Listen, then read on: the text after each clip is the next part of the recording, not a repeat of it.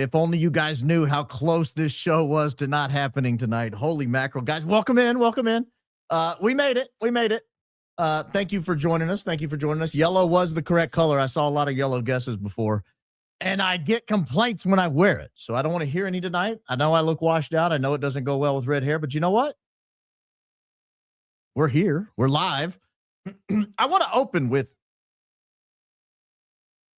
a quick admonition to the queen herself. I asked that nobody contact that girl, Jillian. And there went Candace off on her own, gallivanting around the country, contacting people. But you know what? That's fine. That's fine. I'm willing to allow it. I'm willing to allow it. Only if you have the number one podcast in the world, may you do it. Only if you have the number one podcast in the world, may you contact people. Everyone else has to listen to my admonitions. But when you're number one, I guess you get to make your own rules and do what you want. And so I'm allowing it. I'm going to completely allow it. But, whew, so here's why it almost didn't happen. One, I couldn't get my camera working. That's why I was a couple minutes late. I was panicking, thinking I was going to have to go to the backup camera, which would have put me about 5 or 10 minutes behind while I got everything else set up, all the new settings in. That didn't happen. The second reason was I almost ditched the entire opening because I had the opening written for a different story I was going to cover today. And I changed horses mid-afternoon. And the reason I changed horses is I received a tip. And when I started looking into the tip, I thought, I want to cover this. This sounds more fun to me than what I had planned. I had a good show planned. Don't get me wrong. It's going to probably be tomorrow's show if I go live tomorrow. But if not, it'll be Sunday's show. It was a great show. But the reality is I came across something today. An emailer sent me a tip and said, have you checked out this? And I looked at it and I thought, no, I've never seen this before. And so I started digging and digging and digging. And I thought, boy, we've got a problem on our hands. The eye in the sky may dispute the official narrative. I will explain what that means. As we go. But I am going to stick with the opening I had because otherwise my option is no opening because I don't have any backup openings written right now. Sometimes I'm 2 or 3 openings ahead and I'm just doing the editing at the last minute. I'm out of openings. I'm going to have to write new openings this weekend for next week. And I've got to think as I write them, how does that tie into what I'm going to talk on any particular day? So I may end up refreshing your recollection on this opening today as I cover what I do either tomorrow or Monday. It'll make more sense. But I am going to stick with this opening. I really like it. And it took me a ton of work to get this opening put together. So you're just going to have to bear with me. This is what happens in live radio or live radio or broadcasting or podcasting, pradio, whatever you guys want to call it. This is what happens. So as man, this is a good show today. Golly, this is good. I hope you've enjoyed the last couple of days. I want to clarify one more thing before we do the opening. I don't think it was clear yesterday when I was talking about the contracts Lori Franzve got in the early days of AZ Tech and E3 Tech. I got a couple of comments that were like, I didn't really follow what you were saying. So I just want to outline it in 60 seconds or less. When she got that first earmark of $2.4 or $2.6 million, whatever it was, she immediately followed that up with an actual sole source contract of, I think, 1.9 million or 1.6 million, something like that. So this woman moves to Arizona, opens up an organization, and immediately comes out of the gate with like $3 or $4 million in contracts. And keep in mind, this is not like she doesn't have 100 employees. It's a couple of people. So, I mean, she became instantly very wealthy very quickly. Basically a flash in the pan that files a patent that really doesn't do anything and then immediately gets back-to-back huge multi-million-dollar contracts. And that's part of the official narrative. As I'm looking into Erica Kirk's life, you have to look into her mother, such an important part of her life. That's what I was trying to do yesterday. I'm sorry if that didn't come across well. But yesterday was so much material, I had to move quickly or we would have been here till midnight, and I didn't want to do that. So let me get started with the opening tonight. As we venture into tonight's content, it's a banger. I'm sorry. It is just an absolute banger. And so we will We're going to have to go back in time and review some evidence to get ourselves caught back up that we haven't looked at in several months. A guy named Phil Lyman is going to come back into play tonight. We're going to talk about Phil Lyman. We're going to talk about Phil Lyman's family.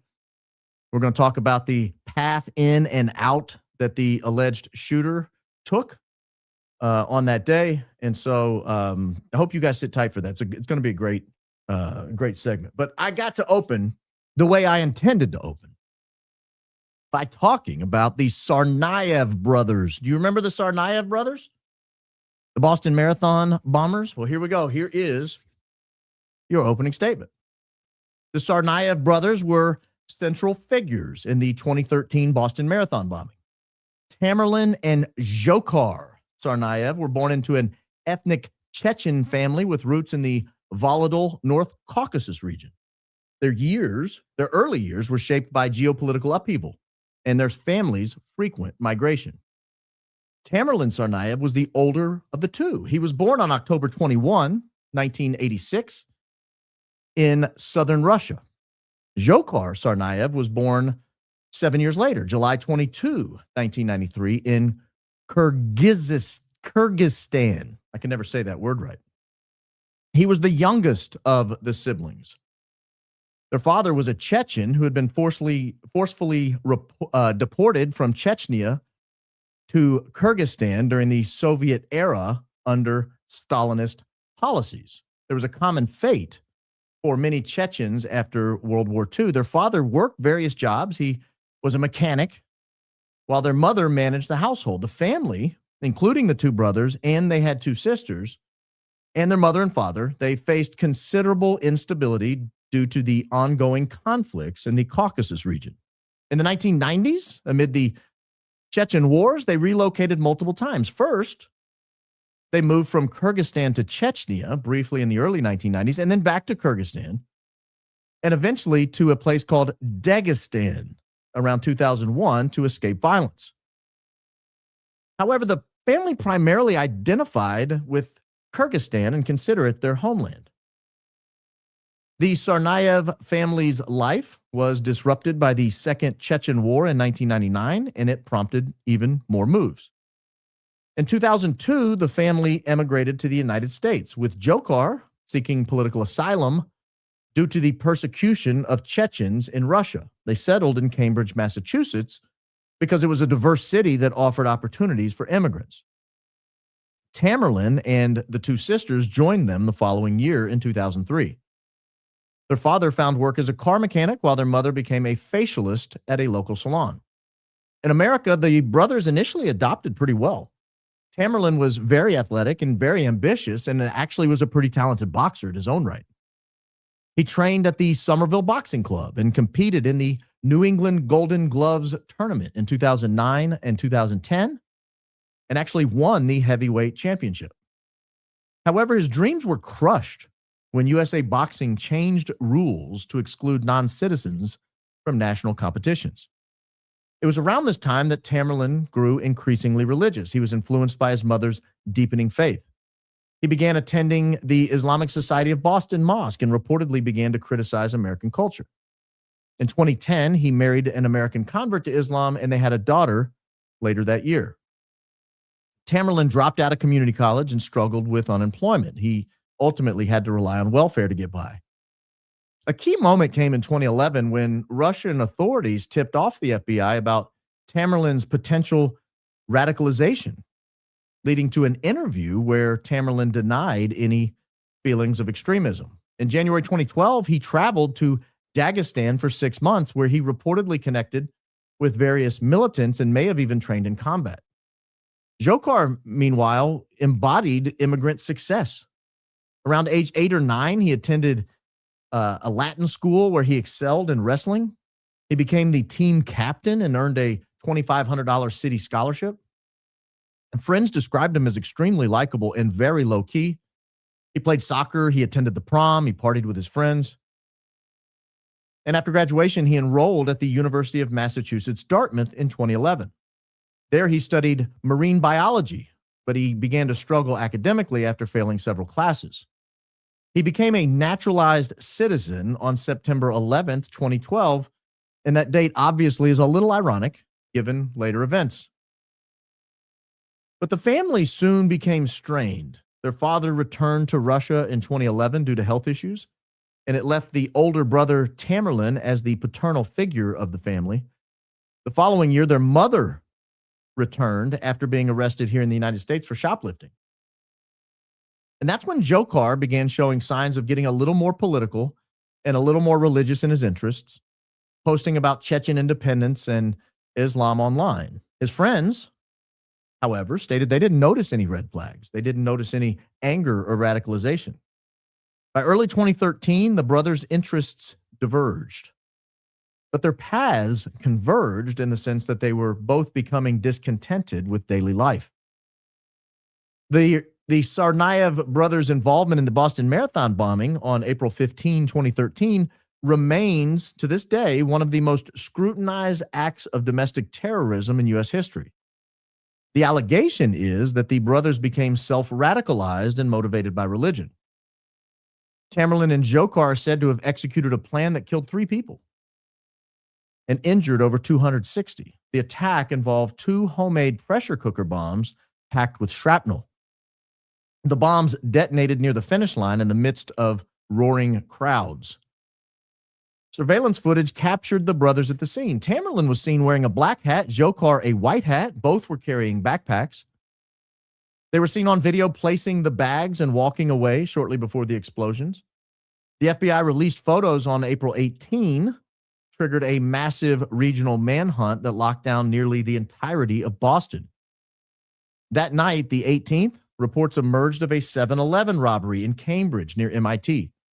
Initial media and police accounts linked the Tsarnaevs to the robbery, and they cited surveillance photos showing a man resembling Dzhokhar. But authorities later clarified that they didn't believe it was related.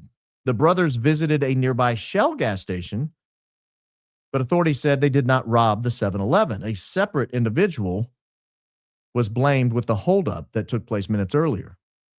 And the confusion stemmed from overlapping timelines and grainy surveillance footage. Instead, the brothers' crime spree began shortly after the 7-Eleven robbery. They shot and killed an MIT officer while attempting to steal his gun. Next, the brothers carjacked a Mercedes SUV and forced the driver to drive to an ATM where they withdrew $800. The driver escaped at a Shell station and alerted police via the car's GPS. That kicked off a high-speed chase to Watertown, where the brothers hurled pipe bombs and a pressure cooker explosive at the officers.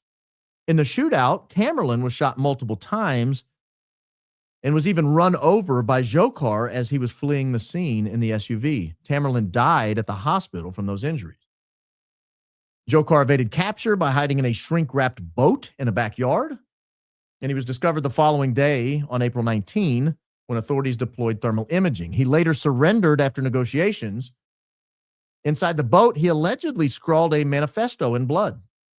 It justified the attack as a retaliation for U.S. military actions in Iraq and Afghanistan, and it called the bombing victims, quote, collateral damage. And this is where the investigation gets really weird. Because the official investigation supposedly concluded the brothers built the bombs using instructions from an Al-Qaeda magazine called Inspire. They used black powder from fireworks. The problem is the bombs that detonated the marathon didn't match the bomb detailed in the magazine. But authorities didn't let that stop them from using that explanation. In fact, no explanation was given for the discrepancy. And authorities found no direct ties to foreign groups. Instead, the connection to foreign groups allegedly was found because of Dzhokhar's overseas trip in 2012. And Dzhokhar admitted involvement in the bombing after he was captured, but he claimed his dead brother Tamerlan had masterminded. The jury found him guilty at trial in 2015 on all 30 counts, including the use of a weapon of mass destruction. He was given the death penalty as a sentence, and it was upheld by the Supreme Court in 2022, despite appeals over jury bias and venue. Clean, neat, tidy. Almost. Enter into the story one Daniel Morley. Daniel Morley was a 27-year-old from Topsfield, Massachusetts. He emerged as a figure of intrigue in the aftermath of the Boston Marathon bombing due to his possession of bomb-making materials identical to those used by the Tsarnaev brothers. Morley was arrested on June 9, 2013, less than 2 months after the April 15 attack, but he wasn't arrested for bombing, and he wasn't arrested for assisting in the bombing. The incident that led to his arrest began with a domestic disturbance call. He had allegedly assaulted his mother and her boyfriend during a meltdown reportedly triggered by conversation about the bombings. He barricaded himself in their shared home. He made threats that he was going to hijack a plane, build a bomb, and burn the house down. The ordeal led to a nearly 4-hour standoff with police. After Morley surrendered, he was taken for a mental health evaluation. He consented to the officers searching his locked bedroom and shed, where the officers uncovered a well-stocked bomb-making facility. Items included a 6-quart Fagor pressure cooker. That's the exact brand, a very uncommon brand, and the exact size used in the Boston Marathon bombs. They also found ball bearings, electrical wires, batteries, and circuit boards, all supposedly matching the Boston Marathon bombs. They also found cell phone parts, black powder, igniters, aluminum foil, rice flour, hobby fuses, fire starters, and chemicals for thermite and chlorine gas. A notebook featured explosive recipes and a swastika. In the shed, authorities discovered a Russian-made assault rifle, a 9mm pistol, ammunition, knives, and machetes. When asked about the pressure cooker authorities found, he smirked, Morley did, calling it active, even though a bomb squad later determined that it, in fact, was not active. And Morley's mother told police the materials predated the Boston Marathon bombing, and that Morley had begun to show dark and unstable behavior. Crucially, Daniel Morley reportedly said his best friend bragged about knowing Tamerlan Tsarnaev, and then Morley confessed cryptically that he had done something for which he's going to have to answer to God. And he referred to the victims of the Boston Marathon bombing as collateral damage, the same term used by Dzhokhar in the boat. Morley attended Bunker Hill Community College with Tamerlan and shared MMA circles. Critically, several acquaintances insisted that Daniel Morley was a perfect match for the alleged 7-Eleven robber. And this is where it gets even weirder, believe it or not. The FBI's Joint Terrorism Task Force arrived on the scene very swiftly and seized the evidence, despite it being a domestic violence case. This rapid involvement of the FBI puzzled local officers. Sergeant Gary Hayward was questioned and stated, "Why is the FBI at a domestic violence call?" Months later, the FBI returned some of the items, claiming we didn't find anything incriminating. Charges against Morley that included assault, battery, and bombing and hijacking threats were filed but mysteriously dropped in March of 2014. The alleged reason for dropping all the charges against a man with that much bomb-making material, a man who was making threats against family, a man who was cryptically admitting to violent acts with collateral damage, the reason for dropping the charges was unclear. No terrorism prosecution ensued. No prosecution for the bomb-making materials ensued. Instead, he quietly checked into a mental health facility and remained institutionalized for a couple of years and was then released. And I'm ending it there because I think that's one of the wildest stories in America. And I don't want to say any more lest I irritate the wrong people. But when you have the FBI show up at a domestic violence call, and you have a guy who has all the materials to build the exact bomb, including very rare materials,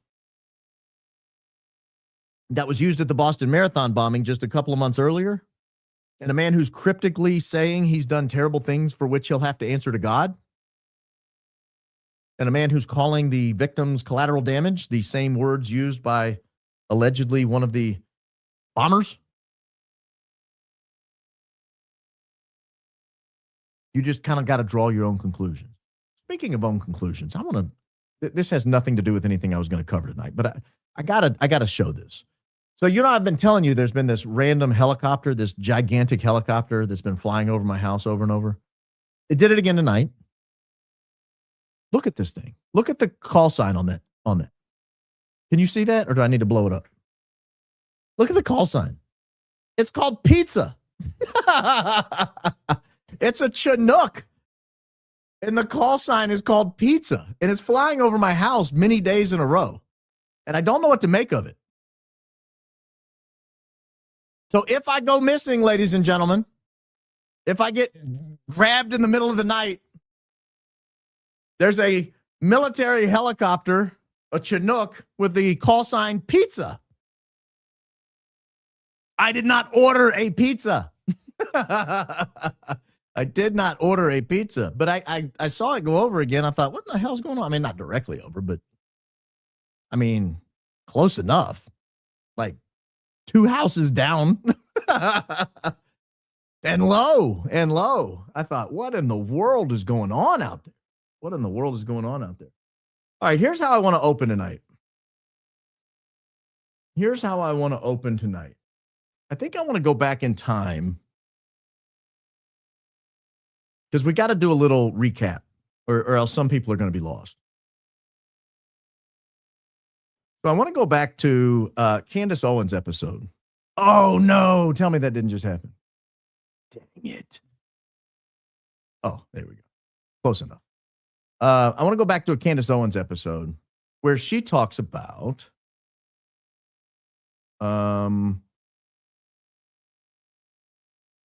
well, let me just play it here real quick. She talks about Phil Lyman. You remember Phil Lyman? Phil Lyman was a candidate for governor of Utah. There was a very contentious Utah governor's race a few years ago. Governor Cox, the current governor of Utah, there was some sort of I don't want to say a procedural maneuver, but there was a legitimate claim I thought Phil Lyman made to actually being the rightful Republican candidate.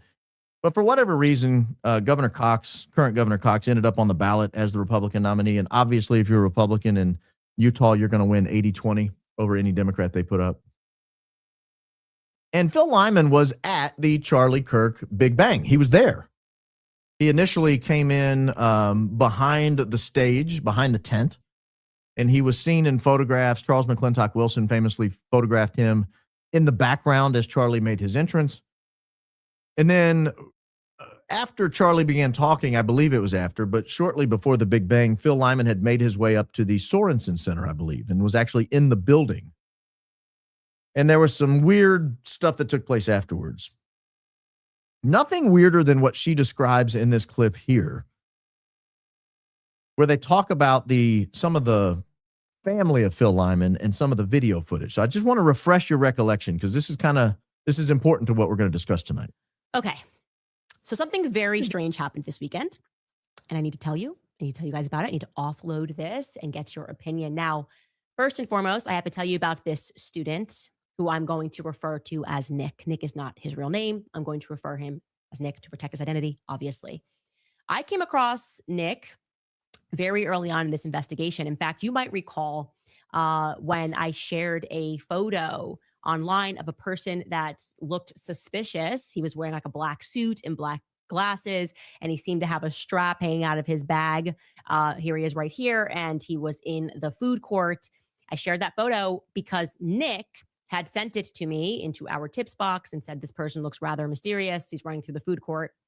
And from there, he kind of became my boots on the ground. He's like, hey, I go to UVU. I'm a major Candace Owens fan. I want to help in any way that I can. So that explains how she gets this guy involved. Do you remember the footage that was released of the first footage that was released of the alleged shooter? This was before we got the FBI footage of somebody jumping off the building. This was before we got the stairwell footage. There was this original footage that was released, and it was a guy kind of walking down the street. I think he had a limp maybe. And it was sent to TMZ. TMZ. It wasn't sent to NBC. It wasn't sent to ABC. It wasn't sent to Fox News or CNN. It wasn't sent to CBS. It was sent to TMZ, of all places. And it turns out the footage was taken from a doorbell camera. So she introduces it here. Naney, take a listen. I do want to linger on a moment for what you just told us, and I'm going to ask the team to pull back up that surveillance footage that we've gotten from TMZ, from those neighborhood cameras. You said that in that footage is your driveway, and you parked there at 11:30 a.m. We know this footage that you're looking at was taken at 11:49 a.m. So you would have been on that street, that driveway, 19 minutes. Right across. Yeah, it's not my driveway; it's my aunt's driveway. Parking lot was very full. He's walking in front of my aunt's house there right now, and my cousin's house is the driveway that is taking that photo, and my CRV, the gray CRV in the distance there is my car. I parked there probably 10 minutes before he walked by, and I had not seen this footage till just now, and it just keeps so many things that keep linking up. It's really astonishing to me. And then we went back to this house afterwards. They thought they had the shooter. So I took a friend of mine, we went back to my aunt's house and said, well, we'll just hang out here for a while. And before long, the people were combing the backyard, as you saw. She had the footage of that, and pretty soon helicopters are overhead. And so this is very, very local to me. Not only is it Utah, but it's kind of my neighborhood where I spent so much of my childhood and all of my relatives. Yeah. This is really astonishing. I got up yesterday morning at 6 o'clock to drive up and meet Charlie, and I haven't been to bed since then, because it's just one thing after another, and so astonishing that this could happen in Utah. Astonishing indeed, right? And what a coincidence that he was there at 11:30. This guy just happens to walk by 19 minutes later. It was all very weird. It was incredibly weird. Even weirder. Gosh, I keep freezing her on not the most flattering of images. No, there we go. Oh, there we go. Yeah, we'll get you a good one, Candace. There you go. I got you, girl. I'm taking care of you. I'm not gonna let you be seen that way. No. We're not gonna do that. Here, much better image. But it was weird, and I kept thinking, man, if only we could find out what happened that day. If only we could somehow go back in time and look at what happened that day. The closest we've been able to get is there was a brief video. Do you remember there was a brief video that's almost impossible to find now? If you have a copy of it, please, realbaronpodcast@gmail.com. I want to see it. I didn't download it at the time. I will this time if I get a hold of it. But there was a video of some boys, and I think there was a woman with them, and they kind of retraced the steps of the purported shooter. And they retraced the steps, and they were going around in the dirt area that you could see across the street. You're gonna have this image burned in your head here, I promise. We're gonna go over this in detail here shortly. It was allegedly, someone said his nephew, a cousin, something like that. Like a first cousin 6 times removed or something, I think they ended up saying. It's like some crazy, in Utah, apparently everybody's a cousin. And I'm not making fun of Utah. I'm just saying it's a small state and everybody has a lot of kids. And so there's, everybody's a cousin from all these different angles.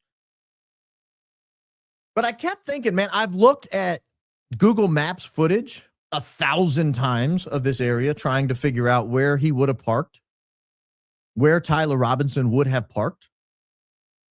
I've tried to look at the route he probably took in order to walk that angle on that side of the street. And I'll show you that street on a map in a second. But you just saw him in that TMZ footage walking down one side of the street and then crosses the street conveniently, right in front of that camera, and then continues on his way.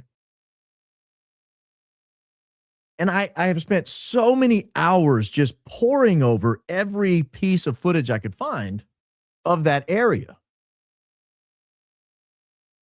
So imagine my surprise when today I learned there is actual footage from that day available that has not been viewed that I'm aware of. Nobody's really drawn any attention to it. You remember the surveillance plane that was going over and it took some images and somebody put it up on Twitter and we'd taken some images of that. And we thought that's convenient. That's really convenient. You know, who ordered the surveillance plane? We never got an answer to that. We saw the route it took on flight radar, but we never were able to figure out who ordered the plane. Well, would you believe there's also available satellite footage from that very day? In fact, multiple rounds of satellite footage from that very day. And think about if this is some sort of let's just think globally here. If this is Tyler Robinson planning this at home alone, you know, while he's playing Magic the Gathering and talking to his furry roommate, and he's just kind of surreptitiously, you know, scribbling on bullets in the meantime, putting little liberal memes on there. Ooh, UVU, huh? Or OWO or whatever it was he put on there. Ooh, catch this. Ooh. And his furry's like, what are you doing, dog? And he's like, oh, just engraving bullets, because that's what I do. I just sit around engraving bullets all day. Who among us, right? But if we're to believe that it was just Tyler Robinson on his own, then what are the odds that a surveillance plane made several passes that day in the hour or so leading up to the Big Bang? They saw the crowd gathered. They saw the rooftops. They saw all the cars in the area. They saw where the police were located. They would have been able to see anything that they needed to see from the sky. What luck? What luck? Or not luck, because no one would have been looking for it, right? Because Tyler Robinson did it on his own, because he was at home engraving bullets, and then he just decided, I've had enough of this Charlie Kirk character. I can't handle it anymore. He doesn't like my furry roommate, so I'm going to have to take him out. So what a coincidence, maybe we'll say. Not what luck. What a coincidence.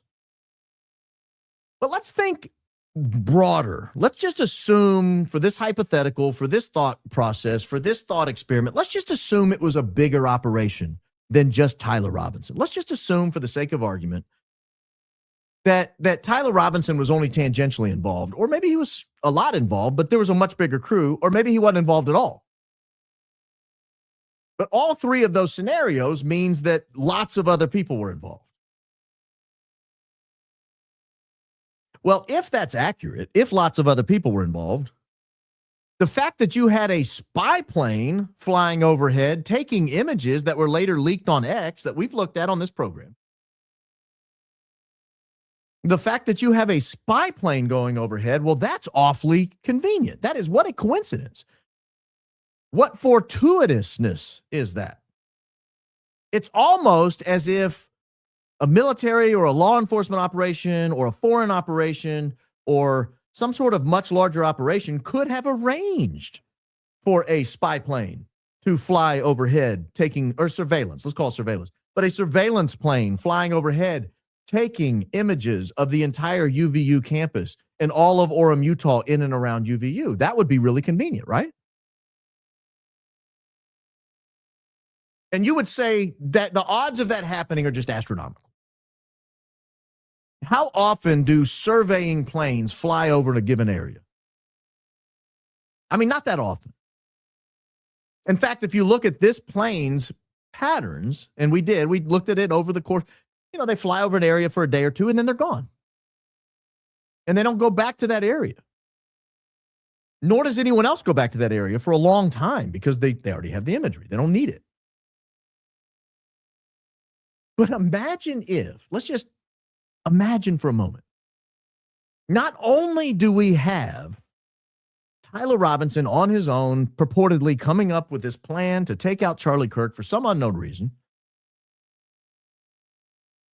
supposedly because of his feelings or comments about alternative lifestyles. But to be honest with you, like, everyone around Charlie lived an alternative lifestyle. If you're going to take out a conservative over that reason, he's like the last person you would come up with. Like, literally everyone around him seems like the Flintstones. They're having a gay old time.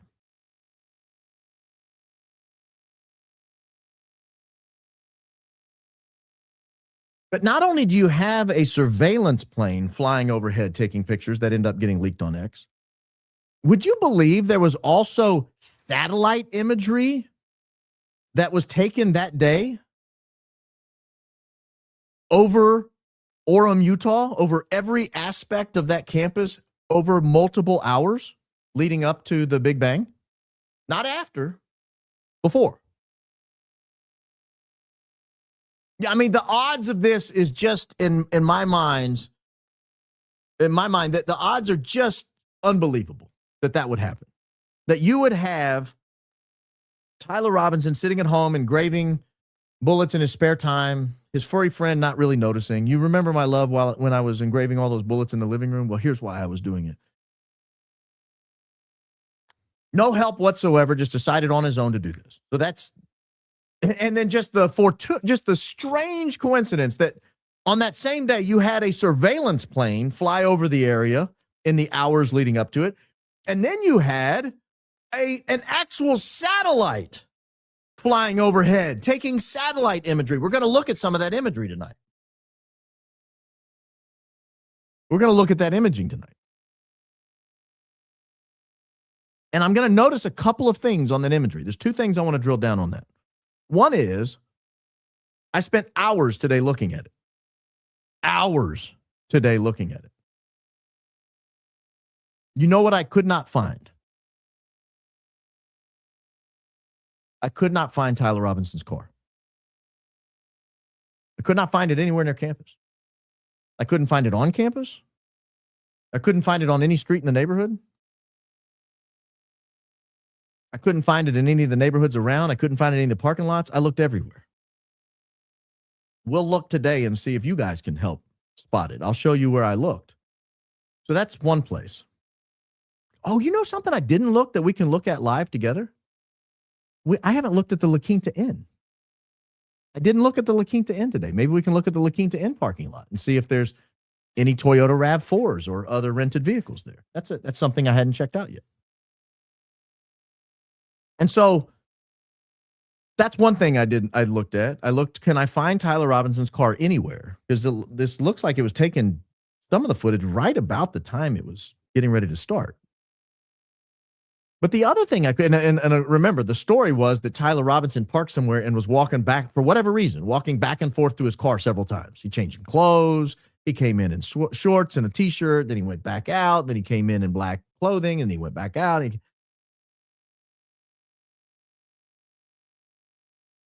You would think his car would be visible somewhere in the route he kept allegedly walking. You would think his car was available somewhere. It's possible it was in someone's garage, which raises the question of whose garage, who was in on it. So that's one thing I noticed. The second thing I noticed was the house Phil Lyman was in. I noticed the house Phil Lyman was in. I noticed the dirt area beyond the house Phil Lyman was in. And I noticed a lot of vehicles coming and going from different directions, including vehicles that aren't cars, meaning like golf carts and things like that. So I'm going to look at all of that. There was a lot of activity. It wasn't just Phil Lyman rolling in 15 minutes, 30 minutes before this started. There was a lot of activity going on that day. And we're going to walk through some of that activity together. But I want to show you, if you don't recall, I want to show you what car we're looking for, because some people may not remember the car. So here is a news report on the car. In the parking lot that we've seen in surveillance video provided by the FBI. Now the FBI is delving into every detail about what's happening. Right now, it's a very quiet neighborhood. We spoke to a few neighbors who mentioned just how shocked they were that something like this would happen in their town. Police. So that's the car. We're looking for a Dodge Challenger. A Dodge Challenger. And if we find it, we will be very excited. Just one more quick picture. It looks something like this in a static position. I'm showing you this for a reason. One is it has no sunroof, so any car we see with a sunroof is immediately ruled out. I have images of what Dodge Challengers look like from above. And from above, they have a very small back window, and they don't have, from what I can tell, a real large trunk area, but it's got a very small little spoiler on it. So that'll give us kind of a starting point here. But I want to pull up some of this imagery now and start looking at it. Oh, have I played this yet? This is the original TMZ imagery. So this will give us a good grasp of where we are here. So this is the original TMZ imagery here. Notice there's one car in this driveway, 1, 2, 3 cars parked facing away. And then, well, let me back it up a little bit. So we have, can you see no, you can't hardly see it. But in the top left up here, we have one car in the driveway to the top left. Behind this bulbous green bush. There's one car there.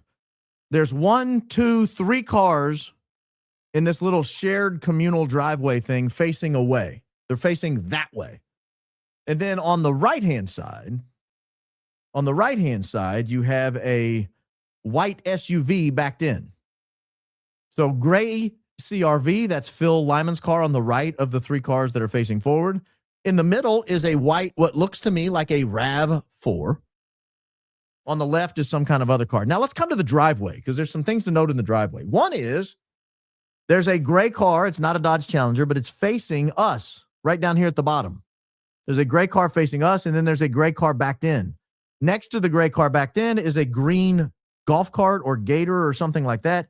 And then you could barely see down here on the bottom left, above where it says Wise, you can barely see a tire from another non-automobile vehicle. There's another vehicle that's not an automobile. So that kind of gives us a lay of the land of what we're looking at. Now, here comes the fun stuff. Here's where I got lost, ladies and gentlemen. I had entirely too much fun today. So let me pull up the Lyman Chalet. We'll start with the overhead view. We have multiple views here. Start with the overhead view. This is the overhead view of the satellite imagery taken on the day. You'll notice this is the house Phil Lyman was in right here. There are your all-terrain vehicles of some sort, whatever these are. Look like maybe a four-wheeler or something like that. That's the car that was backed in on the left. That's the car that was facing us straight in. We go across the street. There's no car in this driveway. There was a car in that driveway in the TMZ footage. There's the white, what appears to me to be a Toyota RAV4. It's right there. And here is some sort of black vehicle next to it. Phil Lyman has not yet arrived. He will eventually park right here next to the right of this white vehicle. And then there'll be another vehicle right here backed in. Another SUV that will eventually be backed in right here. It's not there yet. You'll notice the shadows are very short. Here, this car is 5.5 or so feet tall, maybe 6 feet tall, and the shadow is not anywhere near that. And so you're getting on close to noon. How can I prove we're getting on close to noon? Well, look what's going on over here at the UVU courtyard. We've got people gathering. Isn't that so convenient? So convenient that these photos were taken. These photos were taken in the minutes leading up to the event. It's shocking. Here are some of the associated vehicles that were back here. You guys saw some of these vehicles. You remember this white pickup truck that was back here? These are your golf carts that were over here. These are your black SUVs that were backed in. Charlie's SUV eventually comes to rest right here next to this one. So his SUV eventually comes to rest right there. There's another truck. You can see that truck in the footage when Charlie leaves. And you can see people coming and going from the event. These are people walking back and forth. And you can see this parking lot actually still had some spots in it. Lest you wonder whether someone is on or near the Losi Center at this time, I see nobody. This right here is the Losi Center. This spot right here allegedly will become the shooter's perch in the next hour or so or less. The shooter will gain access to the roof via this stairway right here. He will walk up these stairs. The alleged shooter, he will walk up these stairs. He will just make his way and walk right across here to this spot right here. This is where the guy dressed in black could be seen lying down, where Governor Cox eventually tells us that the shooter somehow, or the alleged shooter, changed clothes on the roof. Now, after the event, after the Big Bang, within 3 seconds, the alleged shooter goes from lying in a prone position here and escapes to the northeast side of the building. This is the little white patch of the building right here. He will jump off this little white patch right here. And then the footage will show him walking in this grass and making his way to this intersection. And then right when we would get an idea of where the alleged shooter would go, the video footage cuts off. But we know for a fact that this is the road where the TMZ footage showed the guy walking. And I'll show you something really interesting here in just a second. But this is the alleged footage where this guy was supposedly walking. That, to me, doesn't look like a Dodge Challenger. You guys may disagree, but I don't think that's a Dodge Challenger. If it is, please yell, scream, jump up and down, because that would be devastating to Phil Lyman if the Dodge Challenger is parked in his neighbor's driveway. But I don't think it is. I don't think it is. So again, this right here is very close to the event because this matches the cars' locations in the TMZ footage. So we scroll back. I want you to notice this right here. This is a white pickup truck. You can tell there's a bed in this pickup truck, right? This is a white pickup truck. There's a bed in this car. This is not an SUV. The reason that's important is because after the event, this same doorbell footage here that captured the guy limping down the street this way, that same doorbell footage will capture an alleged shooter scampering in this dirt path back here, and you'll catch just a glimpse of that alleged shooter. And he's walking back this way, so I wondered what's back here. Is his car back here? Well, this isn't his car, but this is some sort of a black truck over here. These aren't his cars, but there are some cars on the street over here. This isn't his car, and even this isn't his car because it's got a sunroof. Initially, I kind of keyed in on that, and I thought, boy, wouldn't that be convenient because it's right there next to the highway. You can just pull right out. There's a car here, but that doesn't appear to be his. That has a sunroof in it. I looked all over the place in this neighborhood for a car. I don't know where he would have parked, that he would have walked down this road. This is, the road is called 800 is the name of the street right here, 800. And Tyler Robinson, if you can see my little green thing here on the screen, walks from this area here. He's walking on the left-hand side of the road as he's walking dead south, passes this little orange car here. He continues to walk south on the left-hand side of the road, and then he gets to this area here, and he crosses the street directly in front of the Ring camera. The Ring camera is right here. If you can see my green thing dancing all over the place, this house on the left that has the little blue roof right there over the carport. This is where Tyler Robinson crosses, or the alleged Tyler Robinson crosses the street with the limp and continues heading south towards the venue. Okay. So this is footage, aerial footage from that day. This obviously is not the vehicle, but that is a random vehicle parked in the middle of a driveway. I've looked at all these cars. I just don't see any of these fitting the bill for his car. So I don't know where he parked, because this is, ladies and gentlemen, seriously minutes, like inside of 30 minutes, I would guess, before he walks down this road. He has to be parked somewhere. I looked at all the cars in this parking lot. I didn't see it. All these cars down this line, I didn't see it. I looked down all these cars on this street. So I thought, wouldn't that be convenient if he was on the street? That's not it. I don't think. You guys can correct me if I'm wrong. I looked at all these cars going down this street. I just don't see a Dodge Challenger anywhere. And I don't know how far he would have walked with that crazy limp.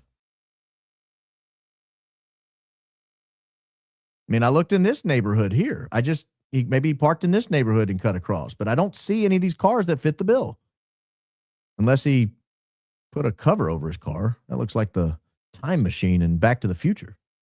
I also keyed in on this car thinking it might be that, but there's not this little antenna bump back here on Tyler Robinson's car. So that's not it either. But I mean, I'm telling you, I looked at all these cars. And I'm willing to be second checked, but I'm telling you right now, I do not believe Tyler Robinson's car is at the scene. And this is not, he would have to be parked somewhere leading up to this. Now, I want to key in on this car here real quick. We'll move around a little bit. But do you remember this was the truck in the dirt back here? Remember this? This is the truck in the dirt back here. I'm going to change views. Ever so slightly here. Hold on. Where's my little, hold on just a second. Okay.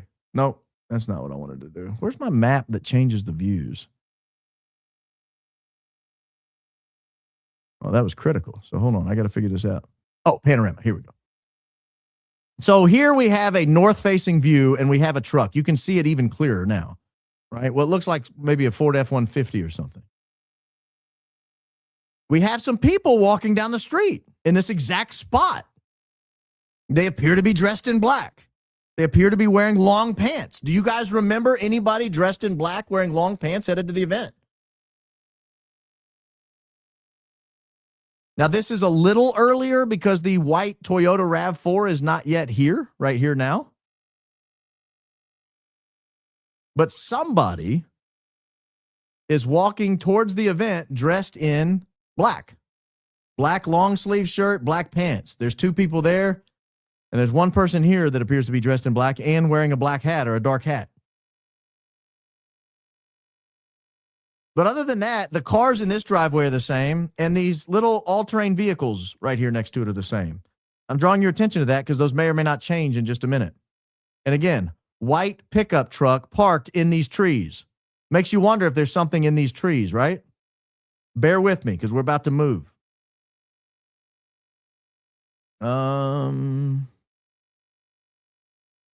Now we've changed it 90 degrees. Look at that. That's no longer a pickup truck.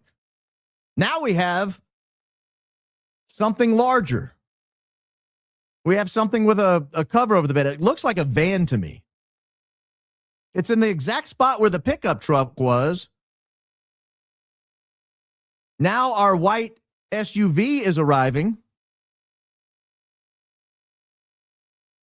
And our cars are gone from this driveway.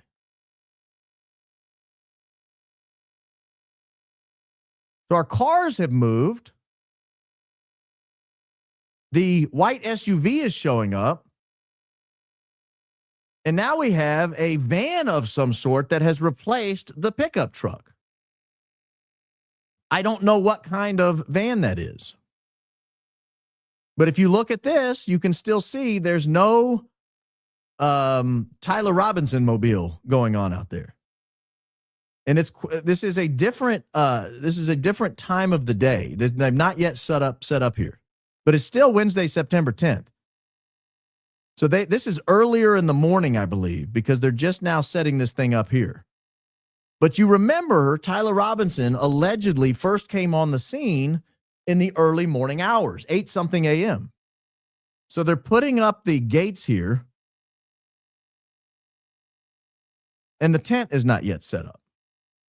And these cars are not yet here, but they have the gates set up here. So they're getting ready for the event, but it's earlier in the morning. But I want to know what's going on in these woods that earlier in the morning we're changing a van for a pickup truck. Because that, in a couple of hours, the van will be gone from this area, but the pickup truck will be there. What's happening here? And remember, this car, this white SUV will come back, but it leaves at some point and then comes back. Well, maybe it's a neighbor or whatever. But this area, this road right here, this road is the road with the broken up looking pavement. This is the road the alleged shooter is seen walking down. This house right here with the little blue thing and the junk in the yard. This is the house with the Ring doorbell camera that looks across and sees this. In a couple of hours, there'll be multiple vehicles here parked across the street. There'll be 2 vehicles in this. And this van right here will be gone, and a pickup truck will have taken its place.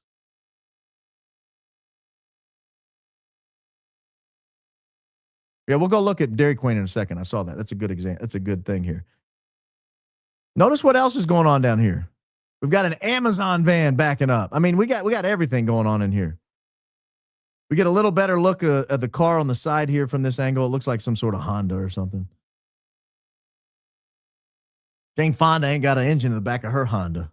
That's the only thing I think of when I think of Honda. We got some people walking in. I don't know if, any of these people are relevant, but we've got some people walking in. I don't see a Tyler Robinson mobile anywhere. I've looked. Guys, I looked and looked and looked. I just don't see one anywhere. So let me go back to this area here. We're going to circle just another shade over. So let's fixate on this van here because we're going to move and watch what happens. Get a little better angle of the van. That not look like a creepy van? Why is a van parked all the way back in these trees? And keep in mind, this is a great angle because after the Big Bang, Tyler Robinson will ingress down this road, but he will egress down this dirt road in the middle. He will egress this way, right towards this van. Or right towards this road here, where there's a truck with the tailgate open. I don't know if they're moving stuff in or not. Let me move that and see if that truck is still there with the tailgate open later. Nah, tailgate's closed later. It's a gnarly looking truck, dude. Yeah, so at some point that truck is parked there with the tailgate down, and later the truck is parked with the tailgate up. So now we got yet a different angle. Oh, we're back to the original angle here. This is the van. Let's go one more. Van, one more. Back to pickup truck here. Now we're back to pickup truck. So you can see the vehicle's been switched out.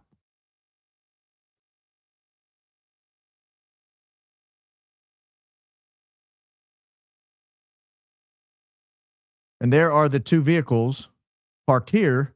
And again, Phil Lyman's car is not yet arrived. But it's close, man. It's close because those shadows are short. I mean, very short. Keep in mind, Charlie's event started at noon. The sun's basically overhead at this point.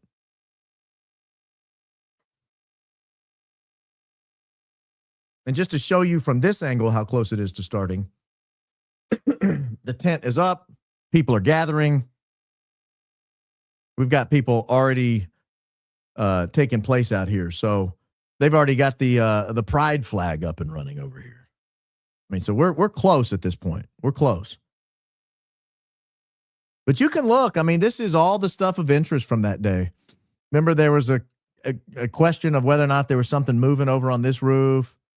There was a question of whether or not, Kelly Rabin found something allegedly moving on this roof right here. This is the Sorensen Center roof. So you can look back here at the Sorensen Center and all the people walking around. You can look at the cars behind the Sorensen Center. I mean, this is very close to the event. Are those Toyota RAV4s or those Fords? Those look kind of like Fords.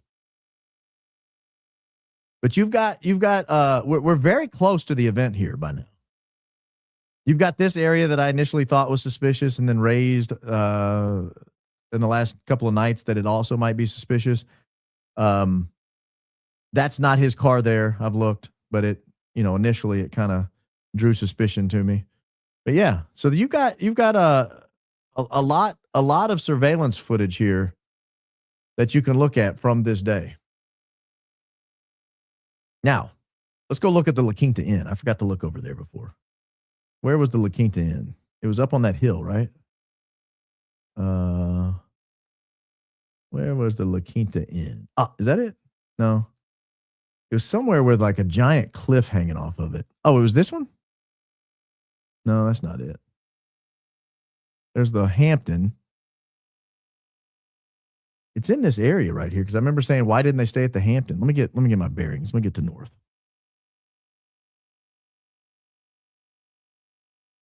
Is that it? That's it right there, right? That's the La Quinta, isn't it? Let's look at these cars in the La Quinta. Do you see a Tyler Robinson mobile? Or do you see any Toyota RAV4 mobiles? Anything suspicious over here? We're just doing some research now, boys, on the fly. I don't think that's the La Quinta. I think that's the Hampton. Because if that was the La Quinta, I think you can go on all four sides of it.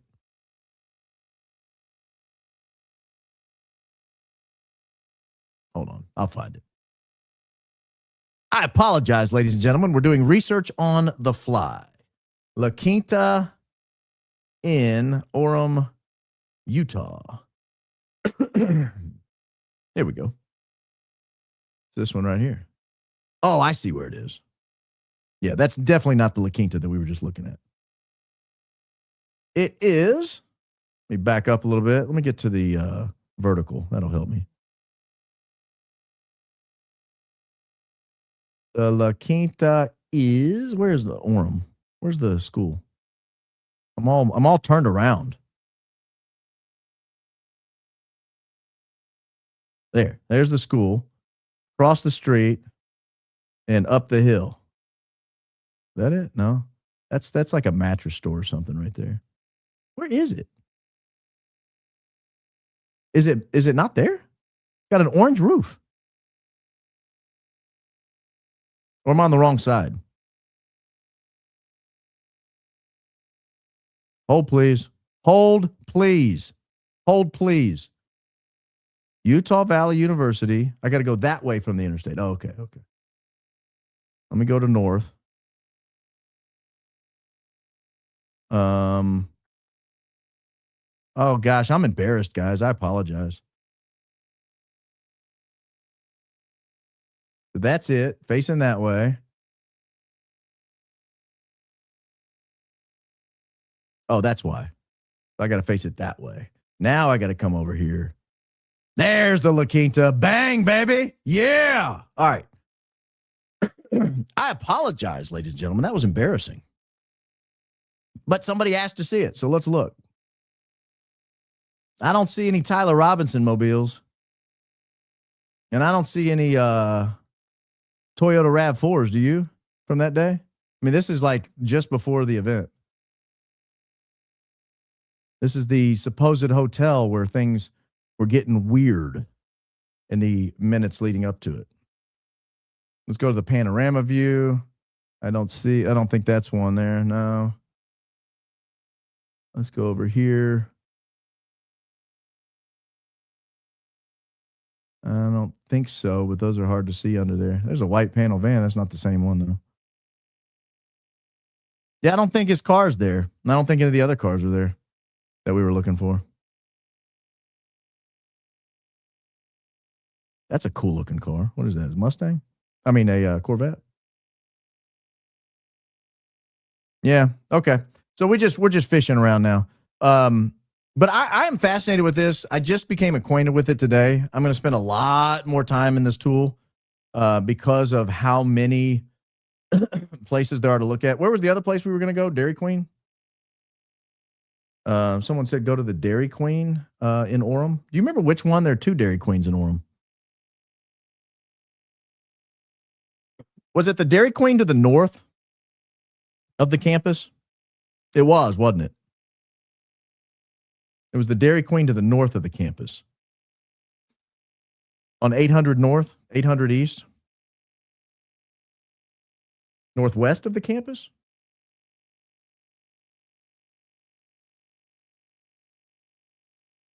I'm only finding one. But I remember there being two. Dairy Queen, Orem, Utah.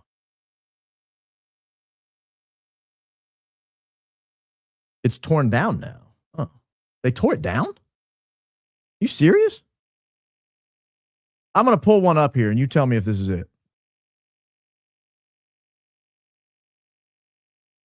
Share this tab instead. Is this it? Is this the right Dairy Queen right here?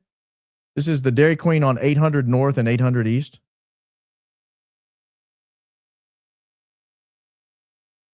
Because if that's not it, I don't know where another Dairy Queen is. I'm looking around. Oh, we could look at the hospital too and see if anybody was waiting out there. Ooh, we could look at the airport and see if there's anybody out there. Oh man, there's so much to do, guys. There's so much to do. What luck have we found ourselves in? I don't know. Is this the airport? This is it. Okay, this is the Dairy Queen. All right, so now we got to go to the other browser and we got to find it. Good luck. Good luck. So now we got to make sure we're facing north. We got to go north. There we go, north. And we got to get to this Dairy Queen over here somewhere, somehow. The corner of 800 and 800.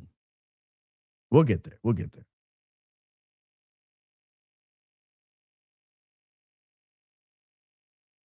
Is that it? No. Way off of that. It's over here. There it is. Found it. Hey, Dairy Queen. All right, what are we looking for? A Tyler Robinson mobile? Anybody see a Tyler Robinson mobile anywhere? Yell if you hear it, if you see it. Is that the same van that was in the... No, it's a different van. Man, there are a lot of vans here, though. Huh.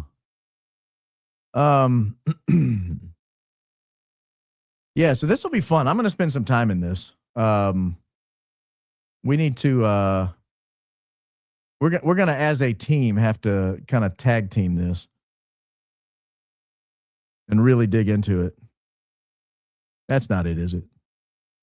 No, that's not it. We're gonna have to dig into this and really and figure this out. You know what else we could do? We could go to that area where that's not the same truck that was in the dirt, is it? Yeah, we'll go to the airport too. We need to go to the airport. Is that it? That's not Tyler, is it? No, that's got a sunroof.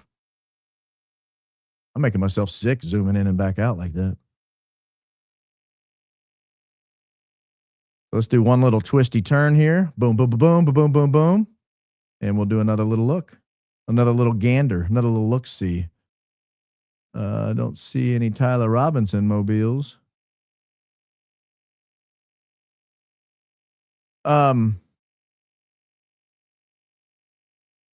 This is fascinating.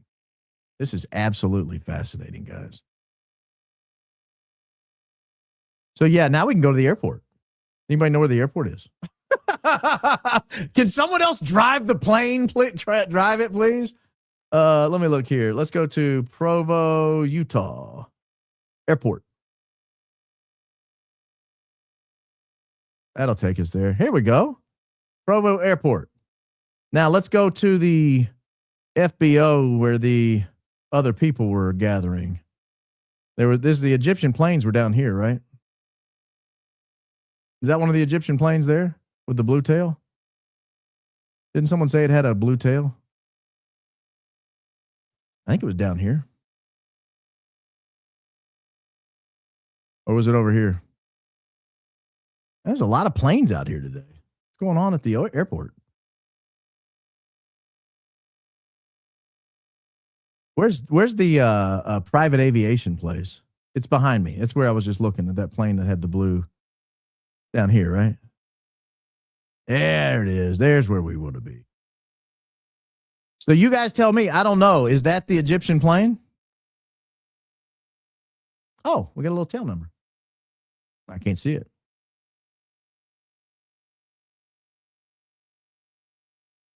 Or is that the Egyptian plane? Can't see that tail number either, can we? But this is where they park, because this is the FBO right here. And this is where the plebes park. Us poor people, when we fly, we come down here to the bottom left. We're down here where the arrow is. This is poor people parking. When you work for a highly successful nonprofit enterprise, you get to park up here. And you get to just walk right onto your plane. But that's somebody's plane right there. An hour or so before. That was interesting. Man, I'm going to have to spend a lot of time in here. Because this is just fascinating. Oh, that blue plane's gone, but this plane's still there. So now what I'm going to have, wonder if Tyler Robinson's car's over here. Or anybody we know's car's over here. Any Toyota RAV4s over here.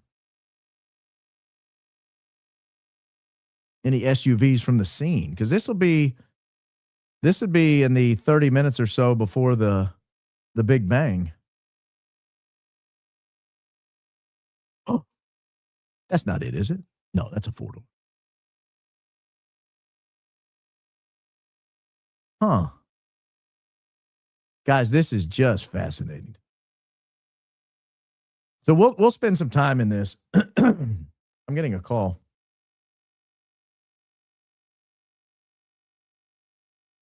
From someone who shouldn't be calling me. You know I'm doing a show, right? Oh, am I? All right, bye.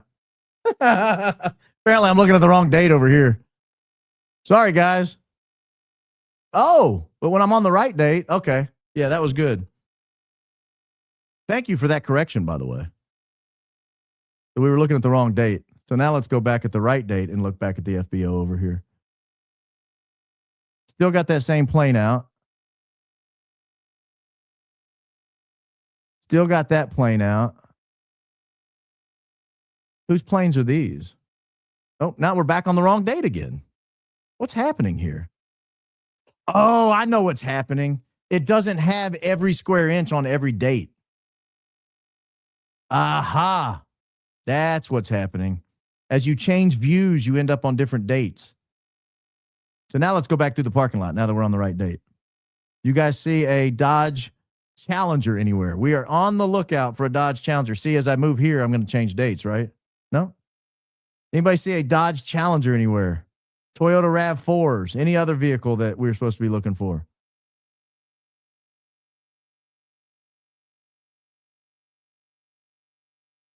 That's not it, is it? Anybody? Is that his car? No, that can't. That'd be too easy. That'd be too easy. That's not his car, is it? No. Okay. Phew. I was going to say that'd be too easy. And that's got a sunroof, so that can't be his car. That looks like a Dodge Challenger to me. Or maybe in like a 1970s Dodge Challenger. This is fun. I just feel like we're stalking, guys. This is fun. All right, now let's go back to the airport here, because this is where the planes are. So let's go out here and let's change, because as you change angles, you get different planes. I don't know what that is. These are prop planes. Those aren't Egyptian jets. Is that an Egyptian jet? No. That's not an Egyptian jet. Let's change down here. I see no fancy jets. Again, those are prop planes. Here's some fancy jets, though. Here's a jet that's pulled out. I wonder what that is. I'm hoping by doing this, I'm not going to be able... Oh, wrong date again. Dang it. Okay, now I'm back. Oh, nope. Now I'm back. I'm hoping by doing this that somebody's going to spot something and then timestamp it and send it to me. That's what I'm doing. I'm not expecting to be able to read your comments on the fly and grab them. But my goal is, if I can stay on the right friggin' date, my goal is that by doing this, somebody's going to spot something and then somebody's going to see, oh, I know where we're going. And then they will, or I know what happened. I see his car. I see the right plane. And then you guys will tell me. So we're crowdsourcing this investigation. I got 22,000 people looking along with me. Somebody's eyes are going to spot something. And it's easier than just me looking at everything. Because if it's just me looking at everything, I miss stuff. Like what date I'm on. Yes. It's been known to happen, ladies and gentlemen. Been known to happen. That's an interesting airport. All right, one more little gander here on this end because this is where this end down here is where the planes ferried. Let me do one more little sweep down here. I don't know what this plane is. Someone's going to have to answer this plane for me. That's not an Egypt. That's not a fancy Egyptian jet. Man, what is going on that all these planes are in town? Let me look at a different date and just see if on a different date they have all these little planes. Oh, yeah, they do. What's up with that? Why would you have all those planes out all the time? So what is this? This is a plane. This is a plane that matters. Whose plane is that? If someone knows, send me an email. That's someone's plane. I want to know whose plane this is. If you know whose plane that is, tell me. That's someone's plane. Now watch. We switch dates. One of them's gone. Switch dates. Actually, they're both gone. The new plane's here. So yeah, that's someone's plane that was used that day. If we flip angles, even within the last couple hours, that plane's missing. And then we got both of them missing. Both of them missing. And now they're both back. So I'm curious whose planes those are. Is one of those Charlie's plane that he came in on? No, he came from Salt Lake. He came from Salt Lake. So I don't know whose planes these are. I wish I could read that right there. I can't, though. Can't do it. Can't do it. All right. Anywhere else we need to go in Orem, Utah that day? We went to La Quinta. We went to the neighborhood. We went to the campus. We were on the wrong date. We switched. We were on the wrong date, but now we're switched. So anywhere else we need to go? Because if not, I'm gonna put this off and go to the next one. The hospital. Oh yeah, the hospital. Yes. Orem Hospital. So let me do this real quick, just so I don't make you guys crazy while I punch in the address here. Which hospital was it? I need to Google that. Which hospital? It was Intermountain something. Which hospital did they take Charlie Kirk to? Timpanogos. That's right. Timpanogos. So let's look at Timpanogos Regional Hospital. Here we go. Awesome. Ha, we're here. All right. Now I can pull it back up. I didn't want to make you guys dizzy while I tried to find it. So Timpanogos Regional Hospital. This looks like the main entrance up here. Is there anybody waiting for a Charlie Kirk to arrive? Anybody waiting for a Charlie Kirk? Did we see any familiar vehicles up here? So this would be like the main little emergency parking, I would think, since this seems to be the entryway here. We hear our doctors. These are rich people parking back here. This is where your cash money parks, in the backside. No.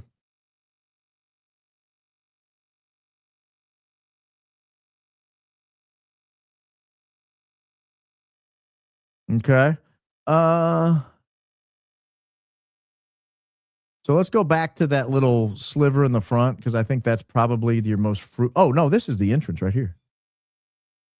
Okay, I was wrong. This looks like two different entrances. Let's look at this entrance first, and then I'll do a little swirl around on this one. You see any cars? Everybody, again, we're just crowdsourcing this. So if you see something and I don't stop, let me know. If you see something and Tyler's house. We can see what was going on at the Tyler Chalet. Actually, I don't know if they'll have it on that day because it's 4 hours away. It may be a different scan that day. Well, we can try it.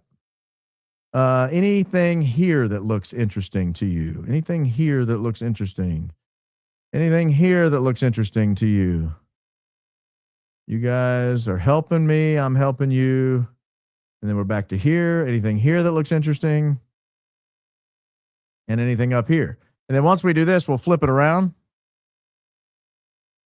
And we'll give it a little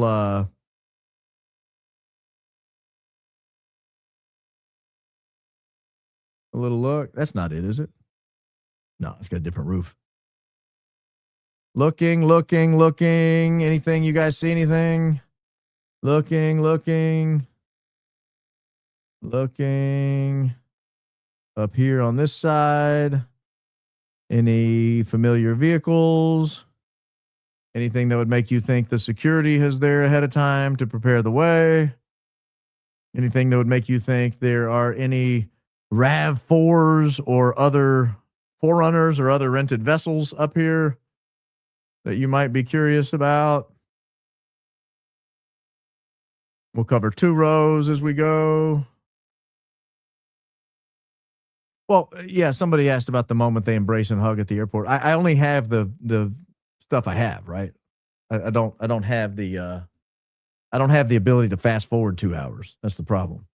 I only have the time I have, and I think most all of these were taken ahead of time.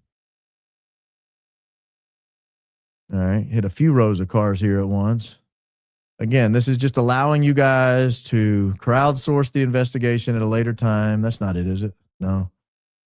So you'll have all this in the old memory bank. You'll have all this available to scan. So you guys will be able to come back and look at all this later.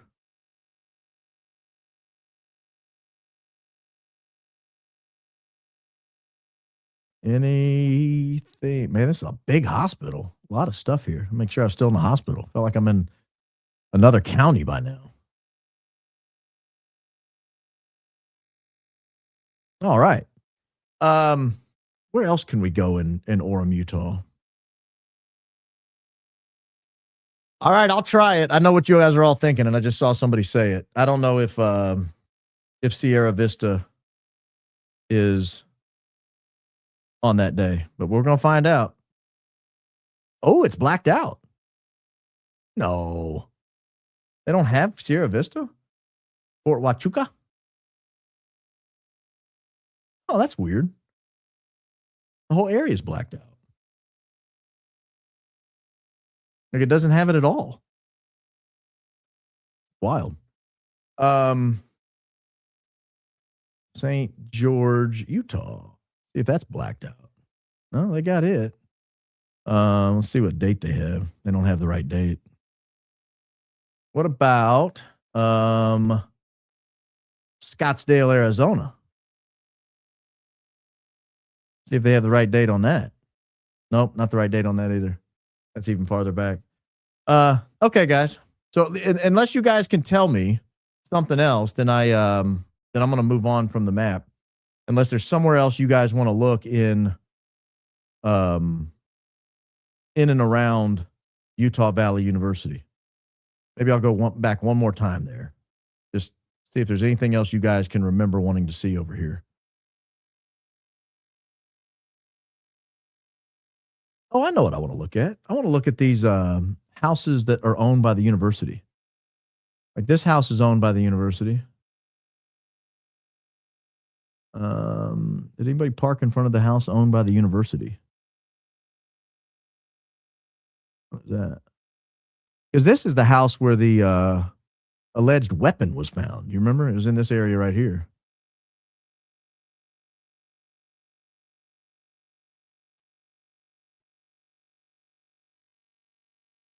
See if there's anything else on this street here. Any other suspicious vessels. And then I want to go to that National Security Center in a minute. Because it's down this way. It's right here. No vehicles in that parking lot.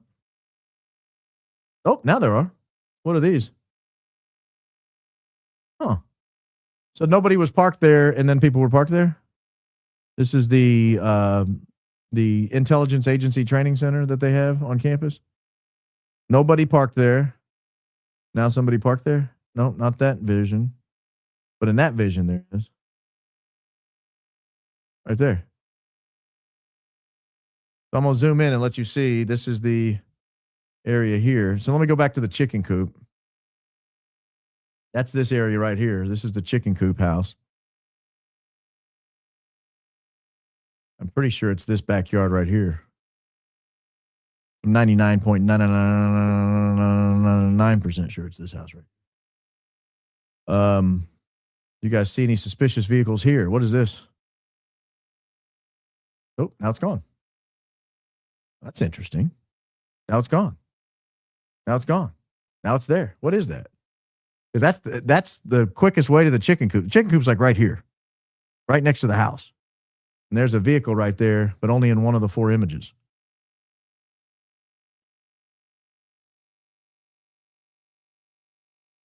Of course, they could live there.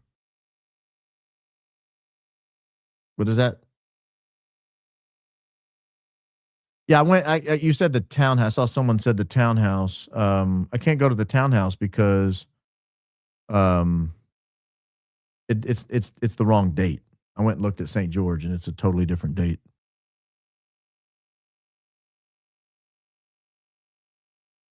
Oh, there's one in the driveway. What is that? Is that a RAV4? Because that is right back there in that area. What is that? Because that's not in the other image. And it's way back there. Yeah, it's not in that image. Not in that image. It's in that image. So let's see. Do we know what kind of car that is? Anybody want to take a best guess at what kind of car that is? There's got to be car people out there.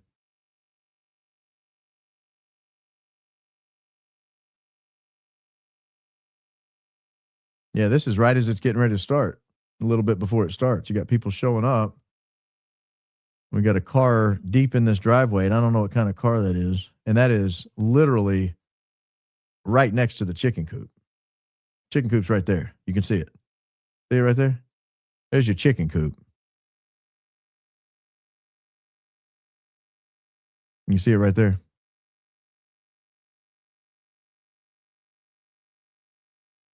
What's that car doing? That's right next to the chicken coop. What's it doing? Where's it coming from? Where's that car coming from? Why is it in the middle of the road? That looks like a Kia Soul with stripes on it. Why is it right next to my chicken coop?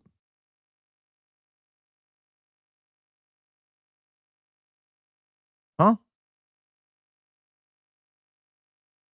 Why is it right next to my chicken coop here? There's no driveway. It can't be coming from anywhere. It's not coming or going from anywhere. Let's see what's happening over here. What time of day is this? Is this pretty early? Yeah, this is pretty early in the morning. This is when they were just setting up. The tent's not even up yet. They've just got the gates up to create the temporary space. This right here is where Tyler Farnsworth will eventually light. Why is that guy turning around right there in the middle of the morning? There's not even traffic. Why is he facing the chicken coop? Why would he do a U-turn there?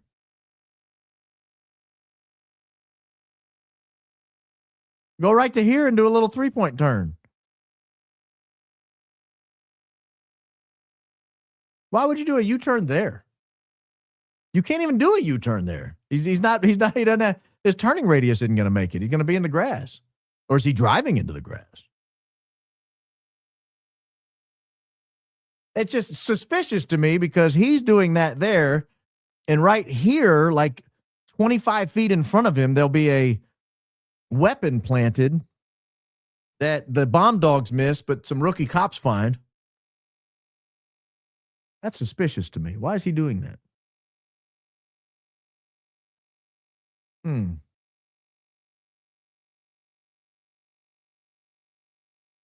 Well, that sure is interesting.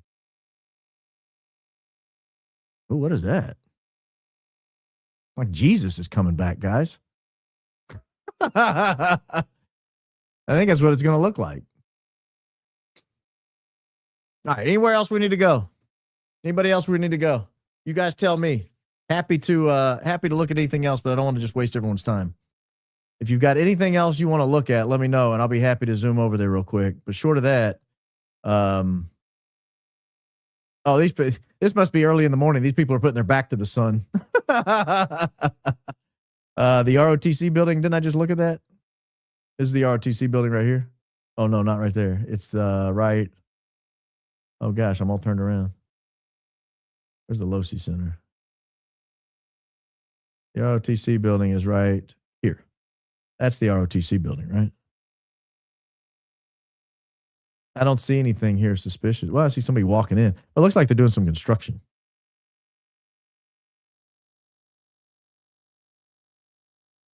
Looks like they're doing a little construction right there.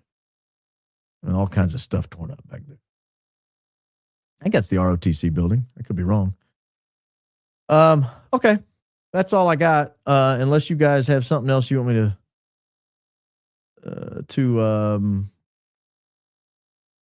to look at here. I can't I can't go to a specific time to get Tyler running across the roof. I don't even know that's Tyler. Look, I'm telling you right now, I have looked and looked and looked and have not seen Tyler Robinson's car anywhere on campus. Not in the morning, not in the afternoon, not in the evening, nor have I seen it in this neighborhood he supposedly walked down. Not in the morning, not in the afternoon, not in the evening. Again, this is the road he supposedly walked right here. This is the road he supposedly walked. No, that's not it. Excuse me. Yeah, that's it. That's it right there. This is the driveway right here on the right. This is the driveway where Phil Lyman was gathered. That's where the Ring doorbell footage came from. And there is the SUV back then that was across the street. Remember, in the morning this is early in the morning, we have a van. And then it turns into a truck in the afternoon. I don't know why. I have no idea why the van becomes a truck.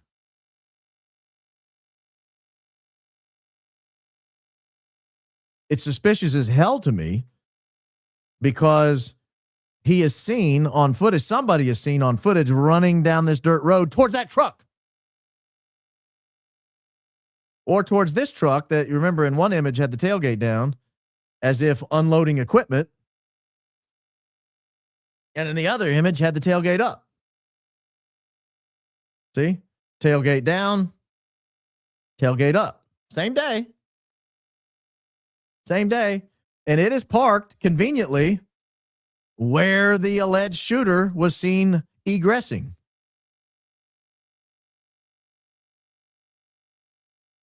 Now, that's a black truck. I mean, anybody could be driving a black truck.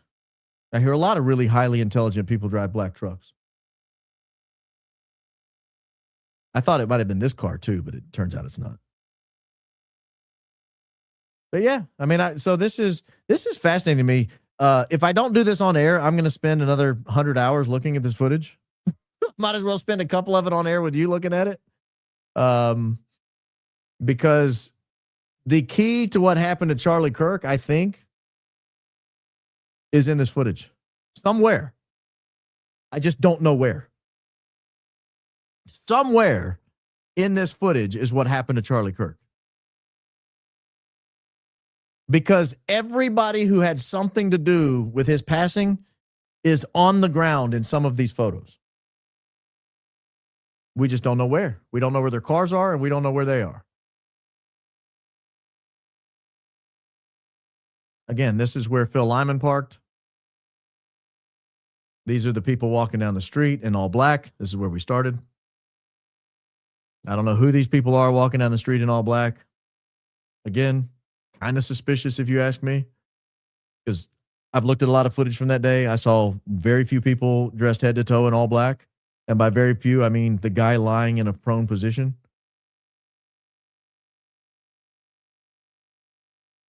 That guy has some sort of a pink or maroon or red shirt on, shorts, white sneaks. I just assumed when I started looking at this, the car would just jump off the page on one of these side streets. Because supposedly he just slam parked it in a neighborhood. But again, you're within 30 minutes of the show starting. Maybe 45 minutes of the show starting. Where's his car? That looks like it, but it has a sunroof.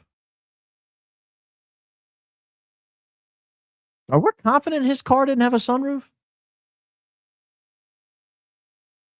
Someone's going to tell me I'm an idiot. That doesn't even look anything like it.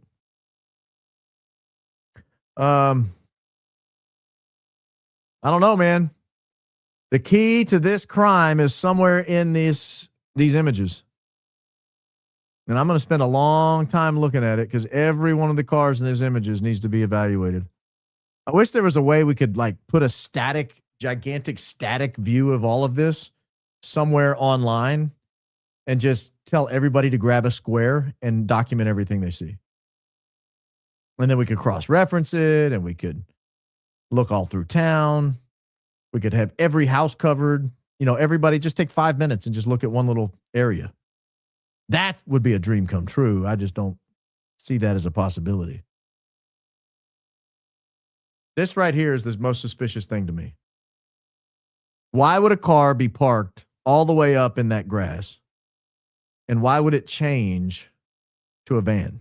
Why would a truck be parked in that exact spot and then that guy leaves and a van pulls in? Or other way around, one or the other. Why is this guy's tailgate down and then his tailgate's up? Like these are the two most suspicious vehicles I've found so far. Black truck with tailgate down. Like I know what. Have you ever been hunting or shooting or any? This is what happens. You put stuff in the bed of the truck. You get there. You pull the tailgate down. You go where you need to go, and then when you get back, you put the tailgate up and you leave.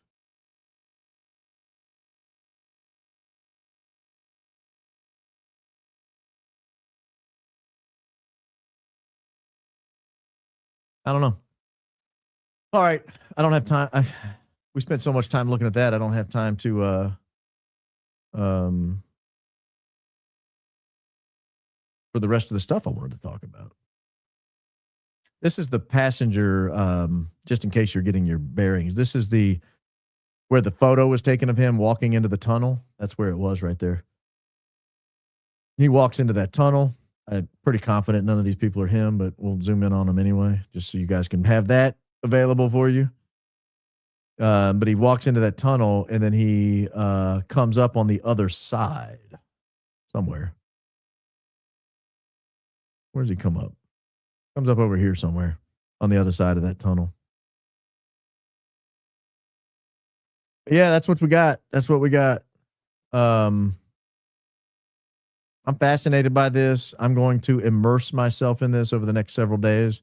Hopefully, when I reemerge from my satellite-induced coma, I will have answers for you about what happened to Charlie Kirk.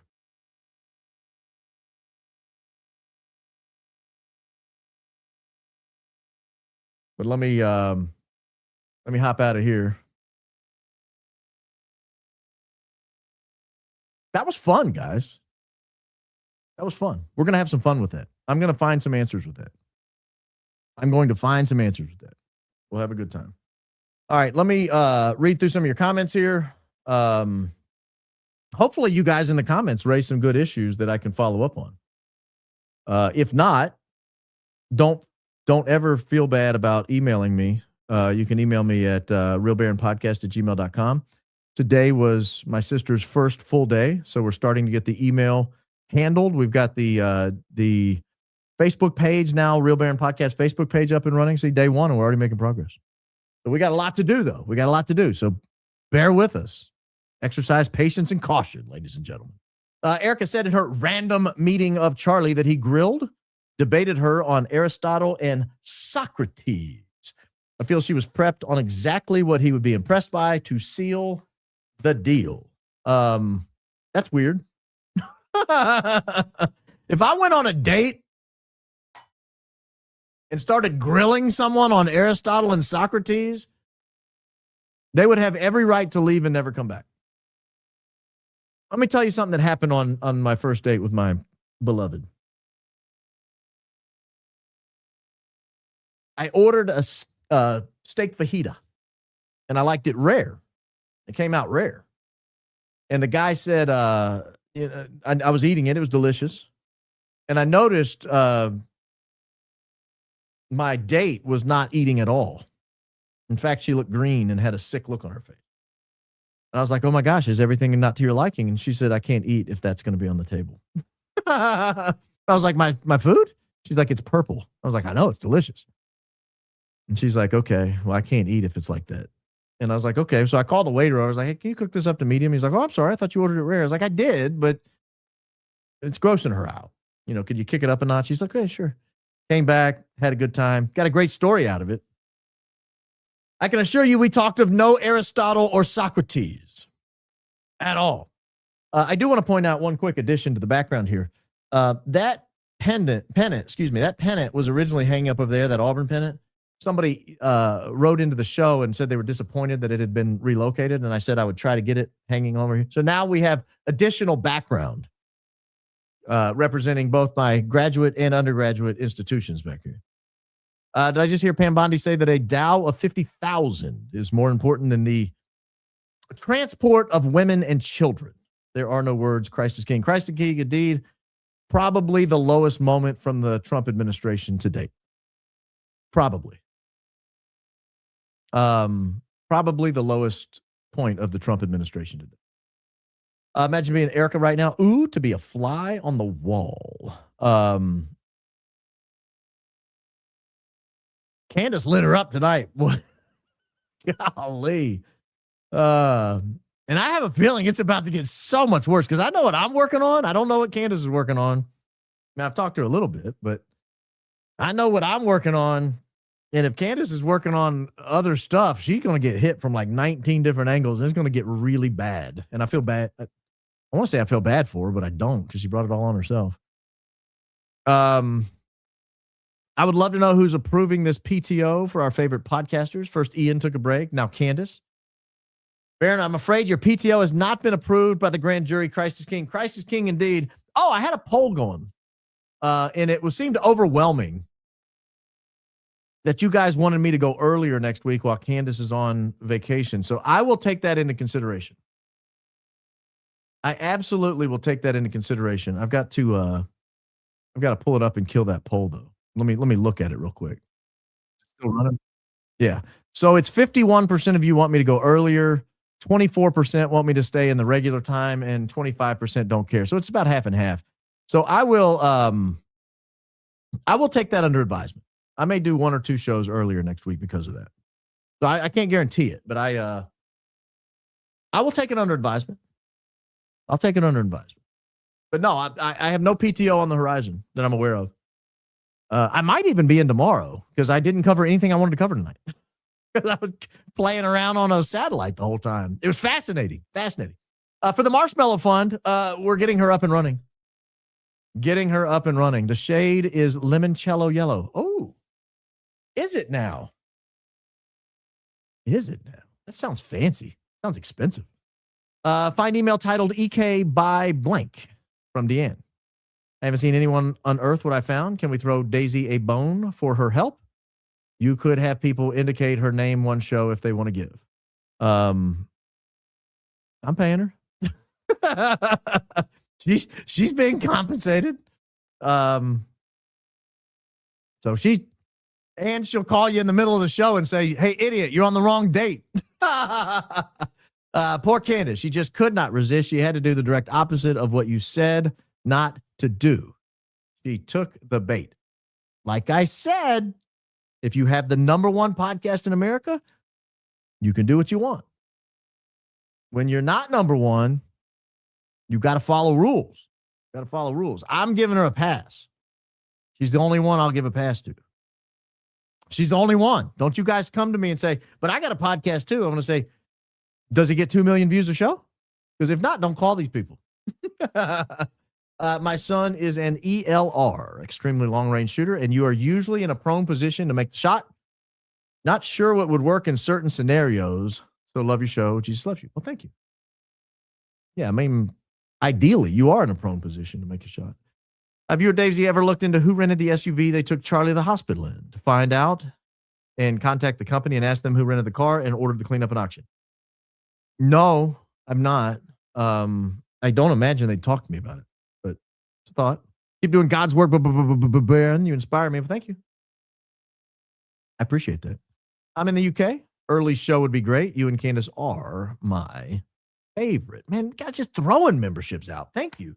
Well done. Just scatter them. Scatter them. If you guys have take advantage of your new memberships and go watch the last member show, it was nuts. Golly, I still think about that. I had a wild dream last night. I just remembered that. I fell asleep listening to cello music. I don't do that often. Almost every time I do it, almost every time I fall asleep listening to cello music, I have wild dreams. And I had them last night. Ooh. I can't even share them. It's not like sexual or anything, but I can't share them. It's too nuts. You guys wouldn't believe me if I told you. Man, I forgot about that until right this second. The rank you get. Yes, I know. We covered that. You obviously didn't watch the whole show where I was chastised for like 4 hours last night and 150 times in my emails. It doesn't change the fact that she claims to have won a medal that required her to be in the military, or somebody claimed to win a medal that requires military service. That's our Candace. Yes. I listen. I follow direction. Candace is like a wild bronco. Does whatever she wants, and that's okay because she's a championship-winning bronco. Your humble host, he's like a really good yellow Labrador. You say sit, and he's like, I won't make any phone calls. I was told not to call these people. I'm not going to call them. Cannon's like, give me the phone. Give me the phone. Whitney found the exact copy of the Catechism of the Catholic Church randomly at a bookstore today. Same day my copy came in the mail. I may take that as a sign we're going in the right direction. That's a great idea, Cole. Take that sign, baby. Take that sign. Hi, Baron. First super, your work. Love your work. Don't stop. Go Max.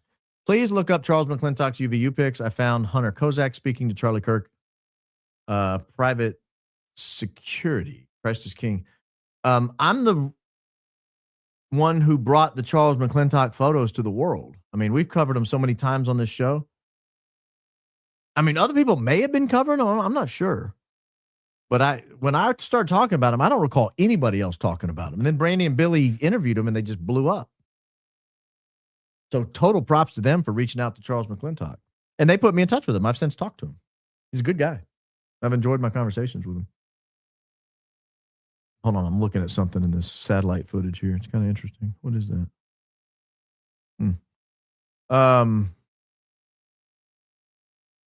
Interesting.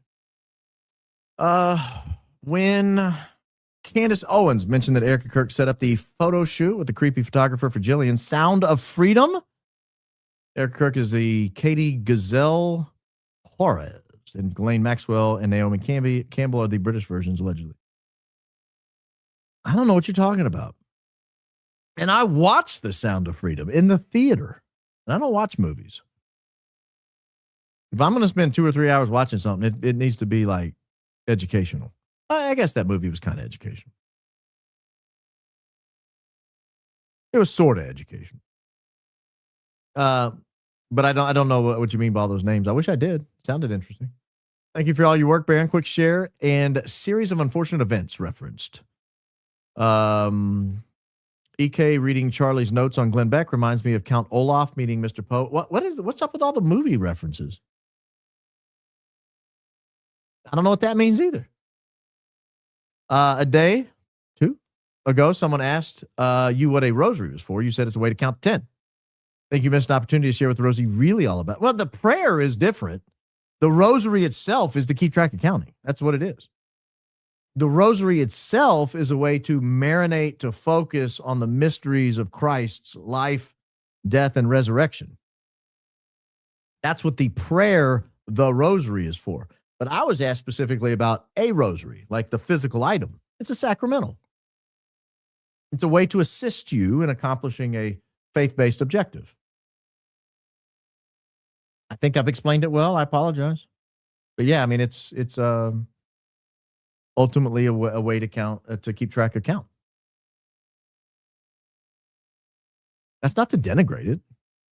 I have a rosary I place a high deal of regard to. In fact, I've got one hanging up right here. Hold, please. Well, I'm not going to get it out, but it's hanging up on the wall right there. Any updates on the photos of Charlie Kirk's arms? This is the first thing I would have gone to as a defense team. I think the defense team is raising some issues. I was going to play tonight, and I'm not going to now. I'll have to do it maybe tomorrow or over the weekend or Sunday. But I was going to harken back because so many people have talked about the Erica Kirk Glenn Beck interview, and I did track down that interview and watched it in its entirety. And I found a couple of very disturbing things that I wanted to focus and drill down on and talk about on this program, and I'm going to.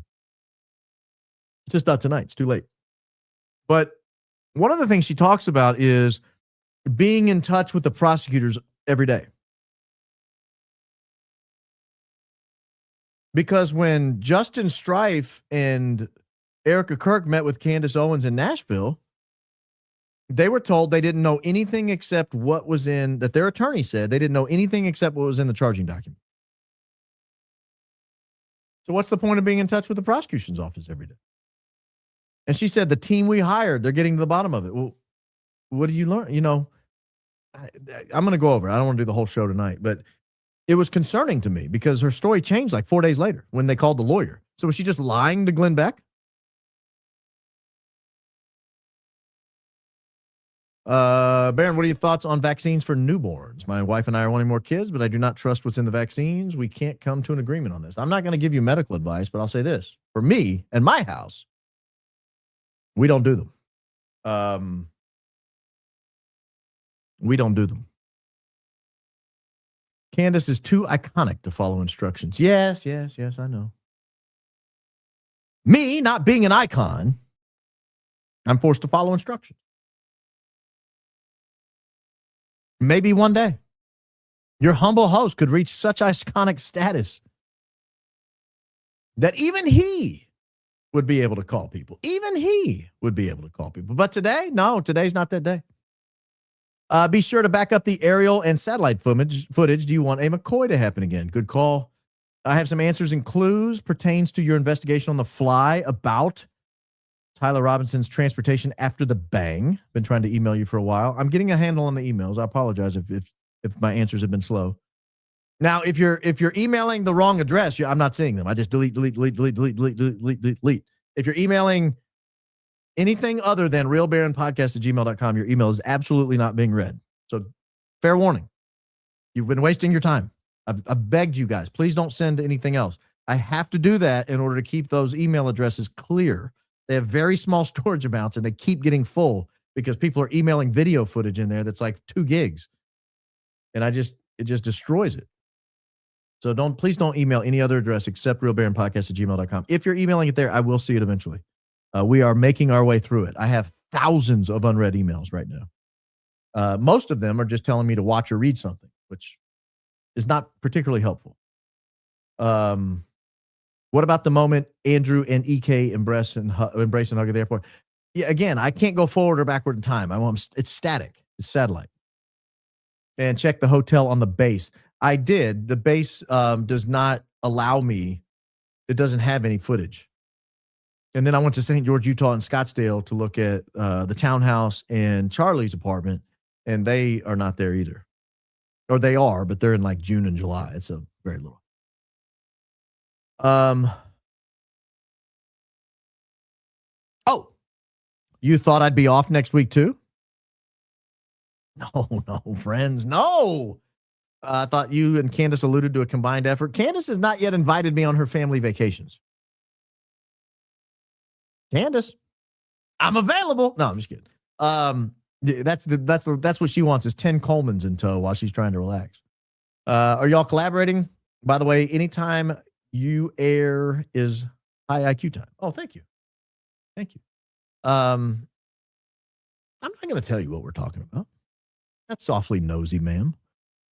Blink twice if we're going to get the off-the-record scoop on Kirk's marriage woes at some point. It's easier to be patient when we know it's coming eventually. Huge welcome to your sister. Baron, our Church of 10 Years just partnered up with TPUSA Faith. So we stopped going. That's a good way to know your phone's been compromised. Looking into Catholicism next to you, but our only Catholic church into proudly displays the pride flag. Any suggestions? I did buy the HSRBK. Hey, Home Sweet Rome book. Hey, funny story about that. So I have a really good friend. He lives in Berkeley, California, kind of a liberal area, kind of a nutcase area. And he was saying about he's Catholic, lifelong Catholic. Sent his kids to Catholic schools, proud Catholic. And I asked him, I was like, what's Catholicism like in Berkeley? He goes, well, we go to the communist parish. And I was like, why? He goes, because it's more conservative than the other one. And I think he was kidding when he called it the communist parish. But I mean, hey, in certain areas, man, churches sometimes do reflect their teaching. But I would say this: if I saw a Catholic church with a pride flag, I would contact the bishop. If you can't get help from the bishop, I would contact the papal nuncio in Washington, D.C. That's the liaison to the Vatican. Knowing Pope Leo's opinion on the pride flag,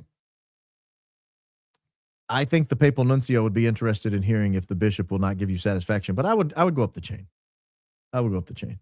I'm finally catching you live. Yay. I usually listen on Spotify the following morning. I'm really enjoying your show. Thank you for all you do. Spotify's been great to our show. They've really helped push it out. They're really helping us grow over there. If you don't know about Spotify or don't have Spotify, the next morning, usually by 9 o'clock, I have that uploaded. Tonight's episode will probably go up by 9 a.m. tomorrow. 8:30 or 9 o'clock in the morning, I usually try to get them up. Sometimes as early as 7:30 or 8. Just depends on what I'm doing, kicking around, helping the kids, whatever. And so if you like Spotify, I upload the video. A lot of people do audio only to Spotify. No, not your humble host. We do the video. If you like Spotify, it's an option. It's a way to catch the show on replay. Now, the member shows and stuff, they're not over there. And obviously, you can't interact with comments because they're delayed. Mr. Coleman, think about it. I'm thinking. Okay, what are we thinking about? LF contracts for $1.9 million. Lori Franzfeld contracts for $1.9 million to provide fake tech. What did she get it for? Her daughter opens orphanage with trafficking scandal. I don't know about the trafficking scandal. I know there were trafficking scandals in the area. Constanta, if I'm pronouncing that right, Constanta, whatever. Romania has horrific record with trafficking. I don't know what her particular record is at her particular orphanage. If there is a complaint or an allegation, I've not seen her particular orphanage, but I understand that that area is horrific. F up from last night. Don't you think it tracks? Yeah. I mean, it's certainly an option. Please earmark for Barron's continuing education into enlisted military rank insignia. I'm going to have to come up with my own insignia. I think Daisy's working on that. I'm going to be a B9 instead of an E9. Baron 9. Hi, Baron. Yesterday, the insignia. Oh, my goodness.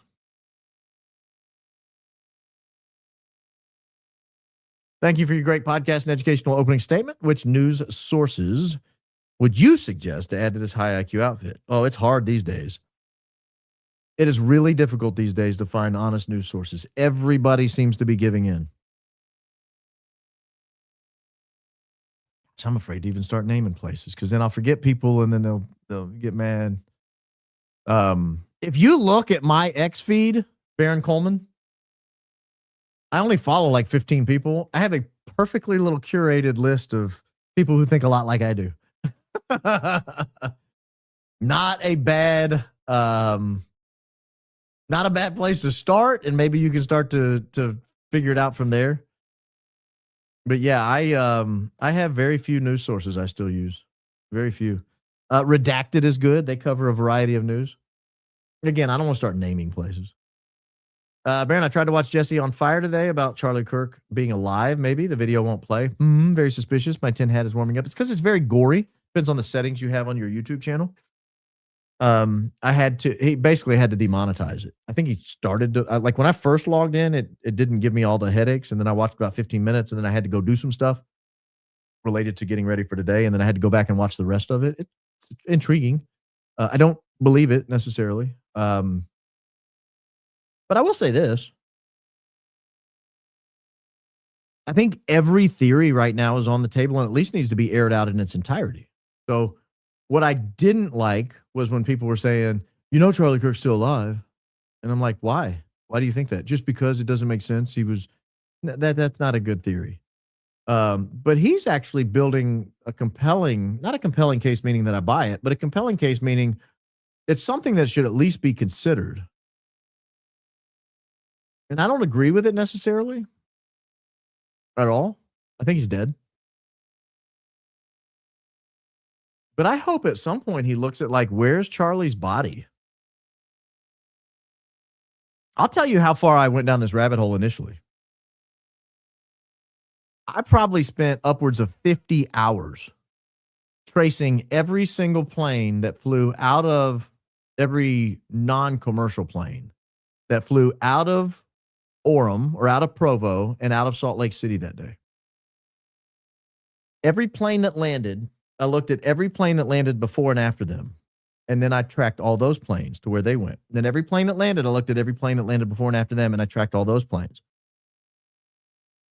It took days of nonstop tracking. So I, at least at one point, thought, maybe, at least it should be considered. And like, if there's some obvious trail, like, oh, there he goes. I see him going. He's at his mom's house. I thought it should have been considered. But hats off to Jesse for doing something. He does it in entertaining ways. Very entertaining broadcaster. Very talented, entertaining broadcaster. And he does it in a way that is respectful, I think, of the whole investigation. Since Lila Rose has now come up after Carrie Prejean Bowler, can you explain what you know about Lila Rose that proves she was propped up because her husband's military or something more? I just know these people. I've been watching operatives for decades. And it's like wearing night vision goggles. It's like wearing thermal vision goggles. You ever worn thermal goggles, or you ever seen a thermal camera and they show like a field and there's just nothing but, and then all of a sudden this like glowing red object appears? She glows.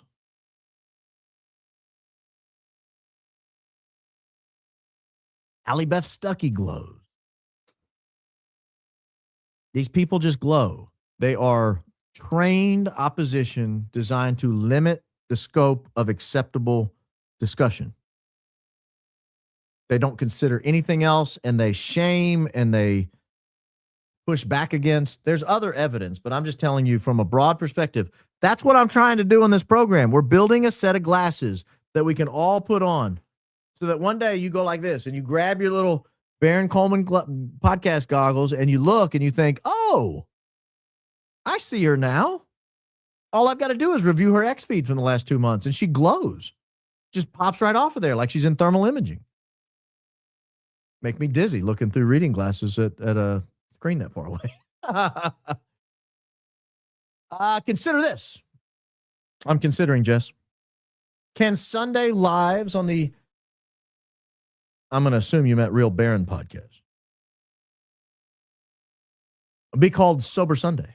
Celebrating those of us taking one day at a time without alcohol, and those of us having sensible, sober, and still consuming alcohol. Love what you're doing. Christ is King. 416 days sober. Congratulations, Jess. You're well on your way. I don't want to change the name to Sunday, but we've celebrated a lot of sobriety in this. I got an interesting email today, and I don't know where this person lives, but they were at a some kind of meeting somewhere, and the show came up, and they said the people were incredibly favorable about it. And one of the things they liked was we celebrate people going to church. We celebrate sobriety. We try to keep it clean, and I mess up sometimes, but try to keep the foul language out of it. And it just takes on a different, kind of a very communal feel in the comments. I think our mods have a lot to do with that.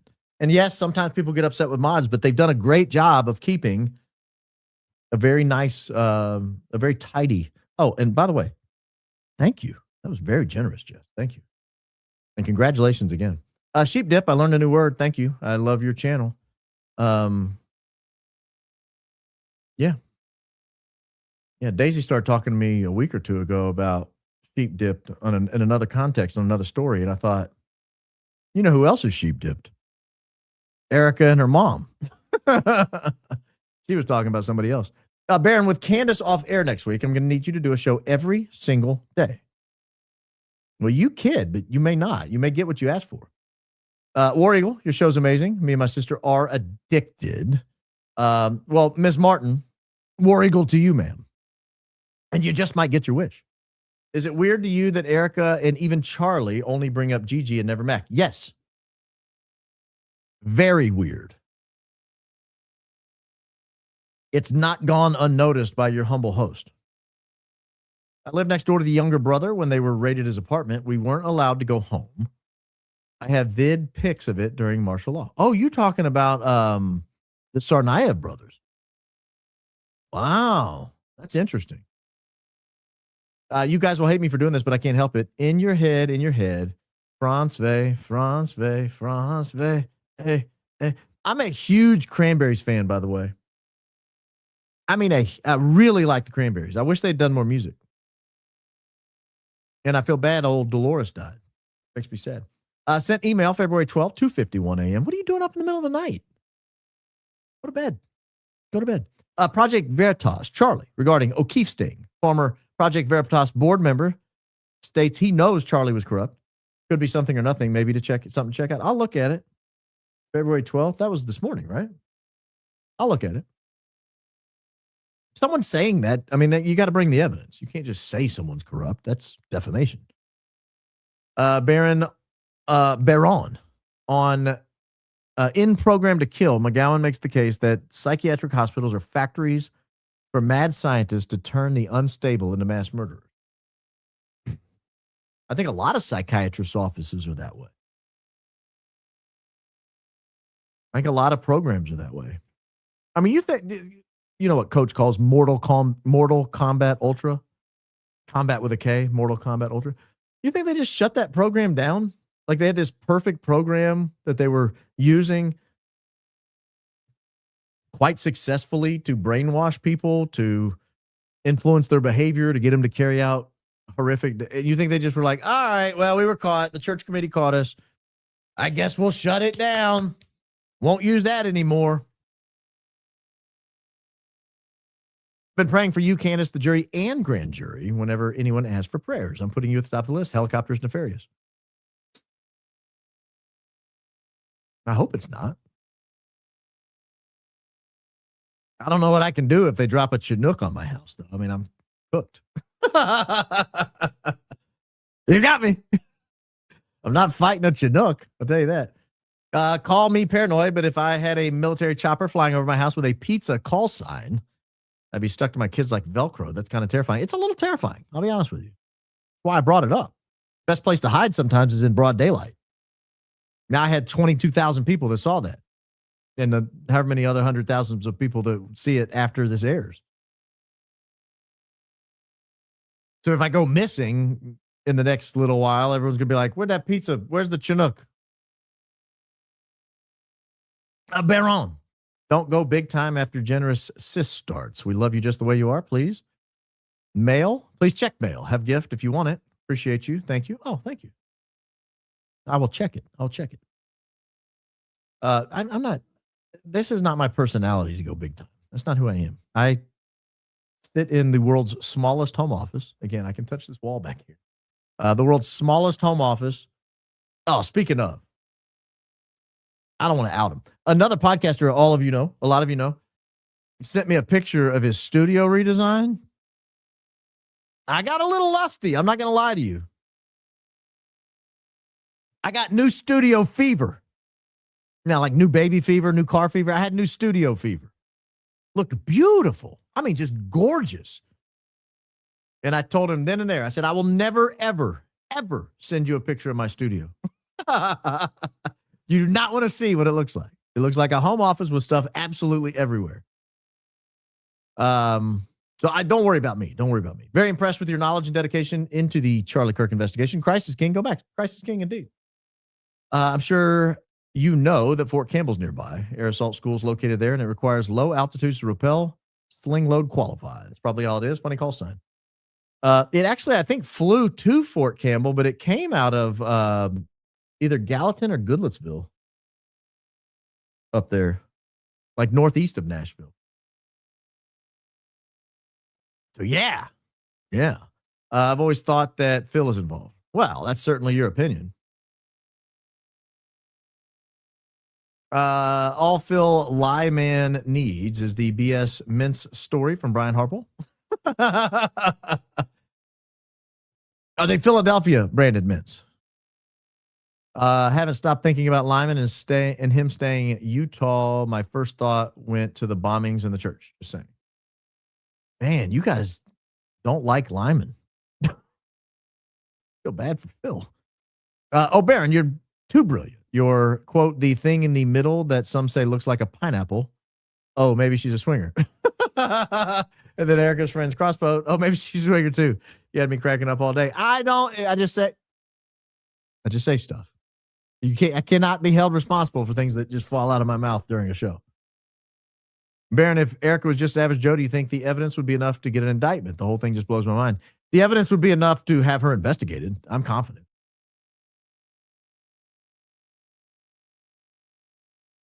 How many widows of mysteriously murdered men have been caught in as many lies and not been considered a suspect?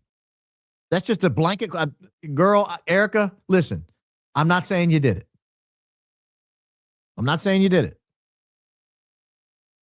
I'm suggesting that a normal woman who's not in control of a multi-$100 million political operation getting caught in that many lies, and you've been caught in many, lady, many lies, would draw suspicion from authorities. How do you think Charlie was able to rationalize all the holes in Erica's backstory? I can't believe that a man of his intellect wouldn't have noticed and questioned it. Someone sent me an interesting email on this topic and something that got past me. On Candace's initial broadcast that followed the incident at UVU, she showed a text exchange she had with Charlie Kirk. Maybe I'll show that tomorrow and give my thoughts on it, because it made me believe maybe he was aware and was okay with it.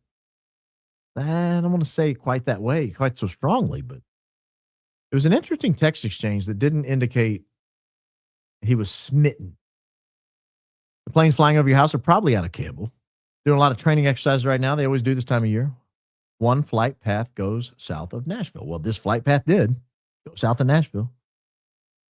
And it's loud, and it's been several days this week. Got a member for a month.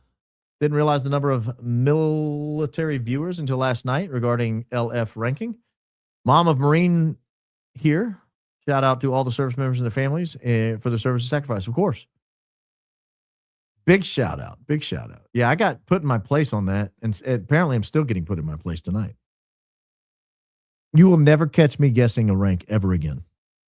I'm telling you right now, that is the last time you will ever catch me guessing a rank. It will never happen. Unless it is clear as day. Unless it is crystal clear. Like unless I see stars or a full bird. I'm not guessing on the color of a leaf. I'm not guessing the color of a bar. It better be clear. Never guessing again.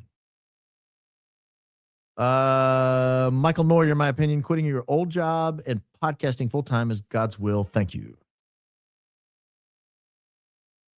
Well, thank you. I hope so, because that's what I did. I don't want to be outside of it if I can avoid it. Kenoyer. Michael Kenoyer. Michael, that's very generous of you. The donation there.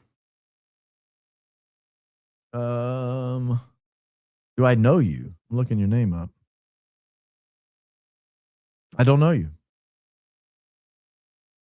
But I might soon. I might look you up afterwards. Thank you. Thank you very, very much. Very kind of you. Unrelated to today's show, but the AZ Cardinals owner's family has deep ties to the mob, where they got their wealth. May shed light on how TPUSA was able to get that stadium so suddenly. But I don't think the Cardinals own that stadium. I think it's a government-owned facility. I think when we looked into it, it was a government-owned facility. TMZ, the same TMZ that received the Nancy Guthrie distraction notes this week. Oh, the very same. Tango Mike Zulu. The same TMZ whose Harvey Levin is on the Einstein list. Oh, I didn't know he was. That is convenient. It's like it's all connected. How does someone receive one of the gifted memberships? Thank you, you're doing God's work. I think they're just randomly given out. I don't think you can control it. I think if you're in the live chat, you're eligible, and then it just gives them out. That's my understanding of how that works. I have a military helicopter that passes right above my house every day and night for a year straight. My family and I keep wondering what they're doing. Hopefully they're just training. Hopefully they're not climbing in your windows and snatching your people up. I don't know how many people got that, but that's one of my favorite stories ever.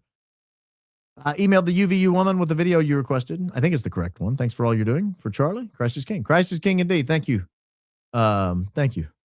Well, post Butler, jet patrolling Eastern Shore had call sign Crooks 47. Really? Is that a military call sign? Crooks?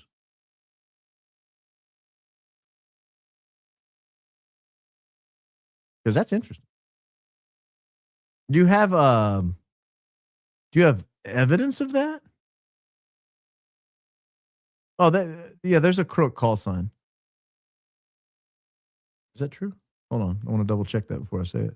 Yeah, there's 4 crook call signs. Or 3 crook call signs. That's interesting though. Crook 47, huh? If they think people will go to UVU to investigate, do you think students should worry about being on campus when the bad guys decide to destroy the evidence similar to the Tennessee explosion?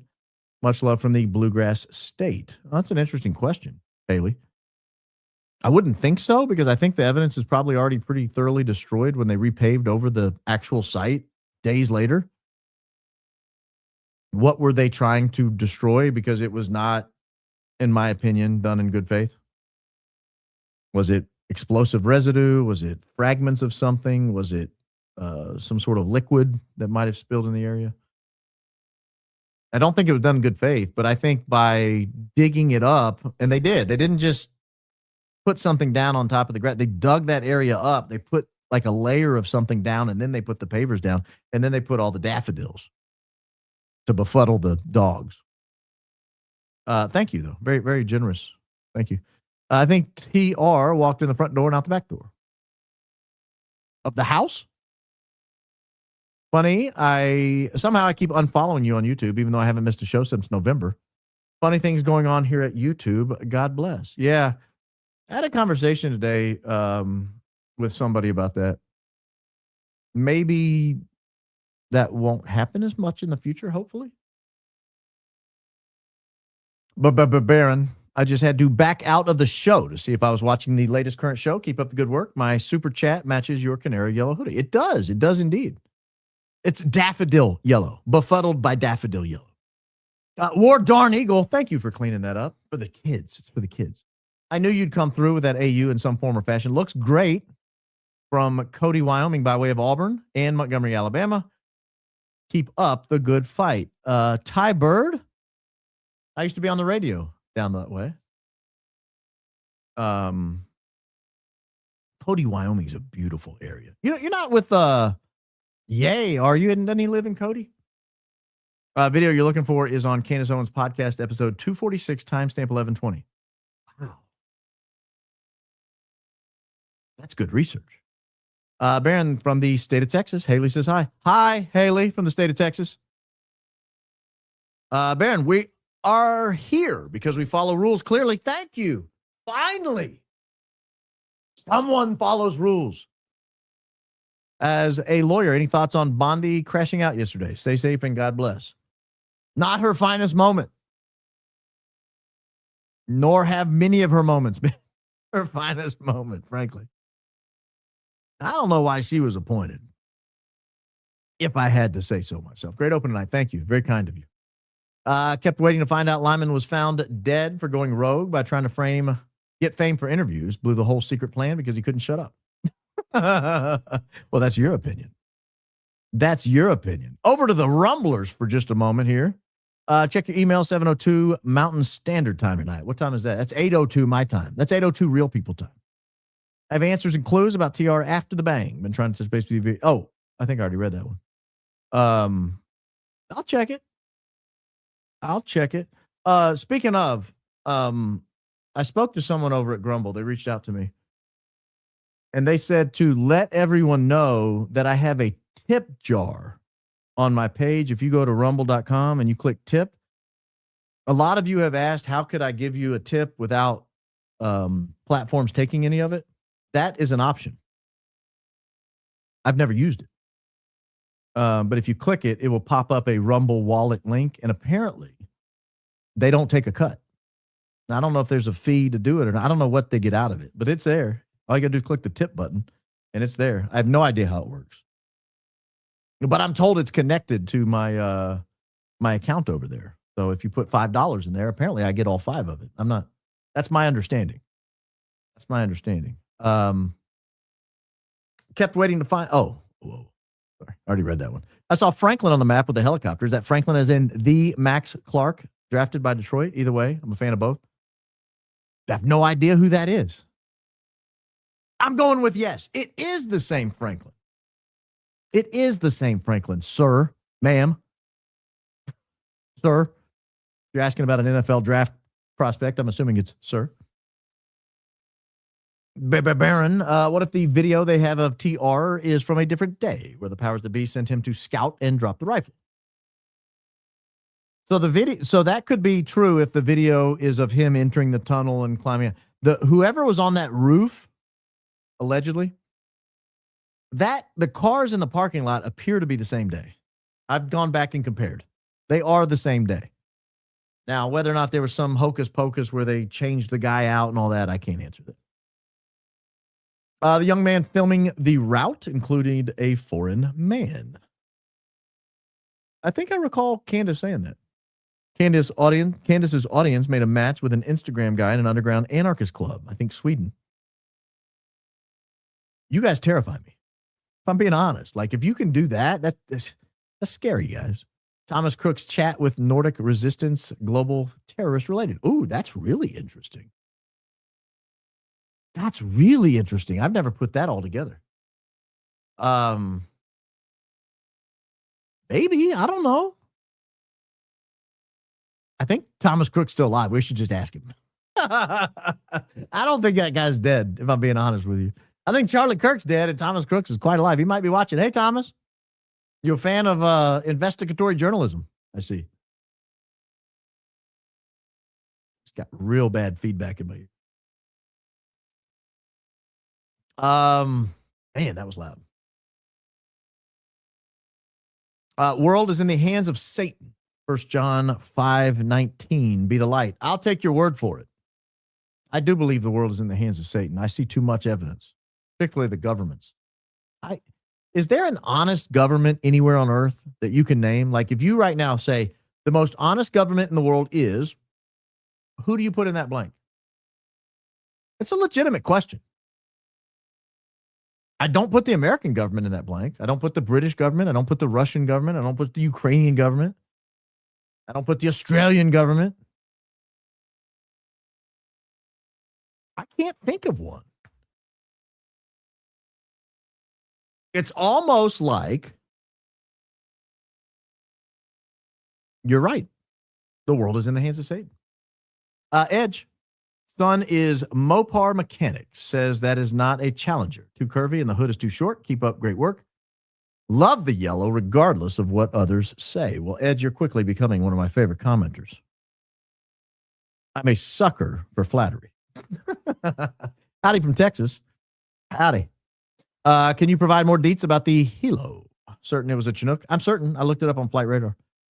Circling or by flying by with intention or maybe a training action. So it flew over me this way, and then it turned around somewhere down there, and then it flew back over me that way. I mean, close. Not like they couldn't have dropped a rope on my house, but it was close enough for me to hear it. Do we think he went into the CIA safe house? There was a car there at some point that wasn't there earlier. Somebody could have gone in there. Car with the cover is Brian Harpole's Wayback Machine. Yes, that's why I tune in, ladies and gentlemen, for that comment right there. Put them in the Wayback Machine, take them back to 1985, beat the hell out of them. That's what we do in Texas. That's right. Put them in the Wayback Machine out there talking bad about Brian Harpole. He sounded a little bit like Boomhauer when he was talking about the Wayback Machine. Oh, dang old Wayback Machine, man. Dang old, put him in the Wayback Machine. I'm Brian Harpole, and I put people in the Wayback Machine, man. I ain't worried about no dang old time machine, man. I got a Wayback Machine. Put them in it. Beat them up. Baron, you can now yell nurse when something goes bonkers. Hold, please, nurse. Okay. Duly noted. The video you showed him pull up and park and start walking shows he parked a street over to the right at West 925 South and South 700 West. Camera was at 918.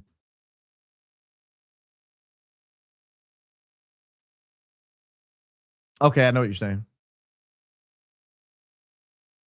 Let me look that up real fast. Well, so let me clarify. So I'm glad you said this because I was looking for that earlier. Camera was at 918 South 725 West. What a boring city, by the way. I mean, guys, get some real street names. How about an Adams Street? How about a Berry Street? I mean, can we get some real street names in Orem, Utah, please? Don't you want to go down like Herd Place? I live at the corner of South 635th and West 925th. You having a stroke, brother? Okay, I've got that pulled up on my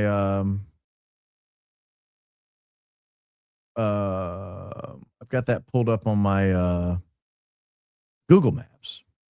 See if I can log back in on this one. I don't know if I can. Because that's interesting to me. Because that means he would be in this lower part of the neighborhood here, and there should be a car associated with it. That's not consistent with what I found when I surfed around a little bit.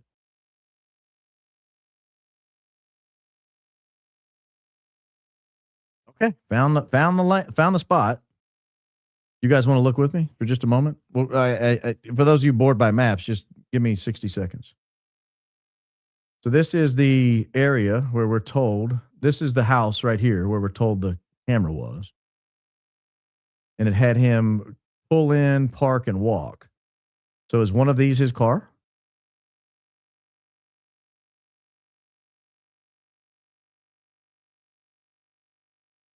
That's Wednesday, September 10th. So that's the vertical view.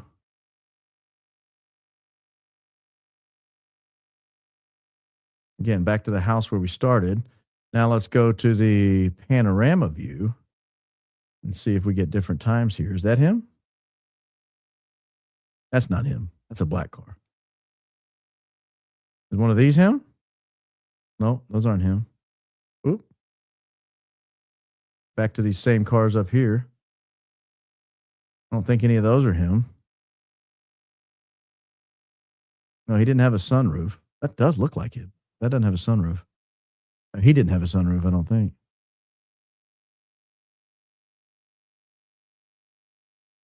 There's the time machine. What's up with all the people with I mean, I'll go months without seeing a car in a car cover, and then you go to this neighborhood and everybody's all covered up like a cat turd in a litter box. Let's see here. I don't see him on this view either. Guys, something just doesn't add up here. Something doesn't add up. I don't think his car was there. It's very consistent with my belief that he was not on campus because his car should be here. These photos were taken that day. There should be a Tyler Robinson machine somewhere. I've looked through this whole neighborhood already, but I don't mind clicking around again just to see.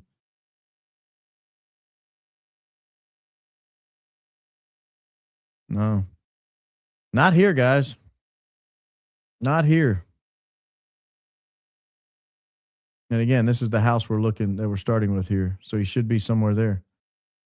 But again, why would he walk by this way on this occasion and then come down this way on another occasion? Like, why use those two different streets to ingress and egress? Doesn't make sense to me, guys. Doesn't make sense to me. They tried to pull over a white van, remember? Did they? I don't remember. White van.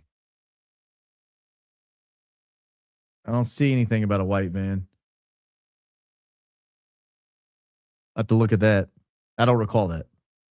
Did you know G. Maxwell had a submarine license? I did.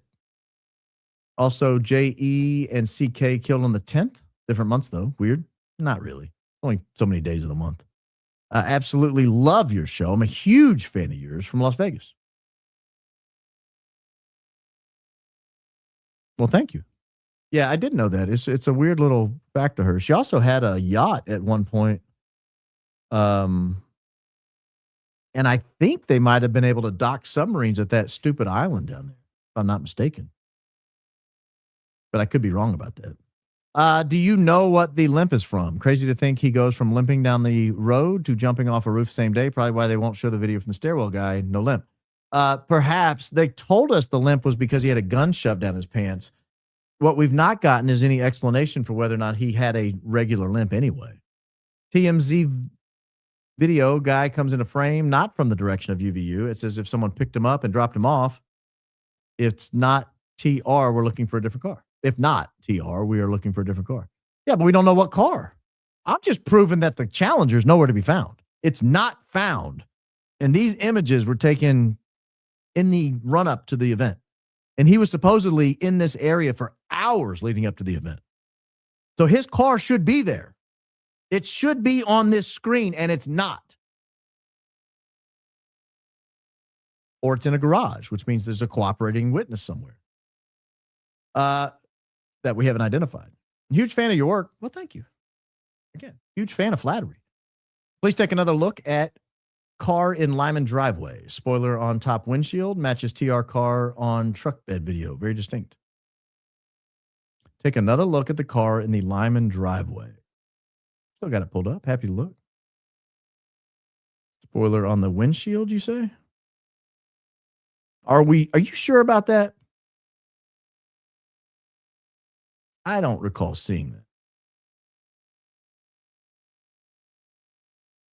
I don't recall seeing that, and I don't think that's accurate.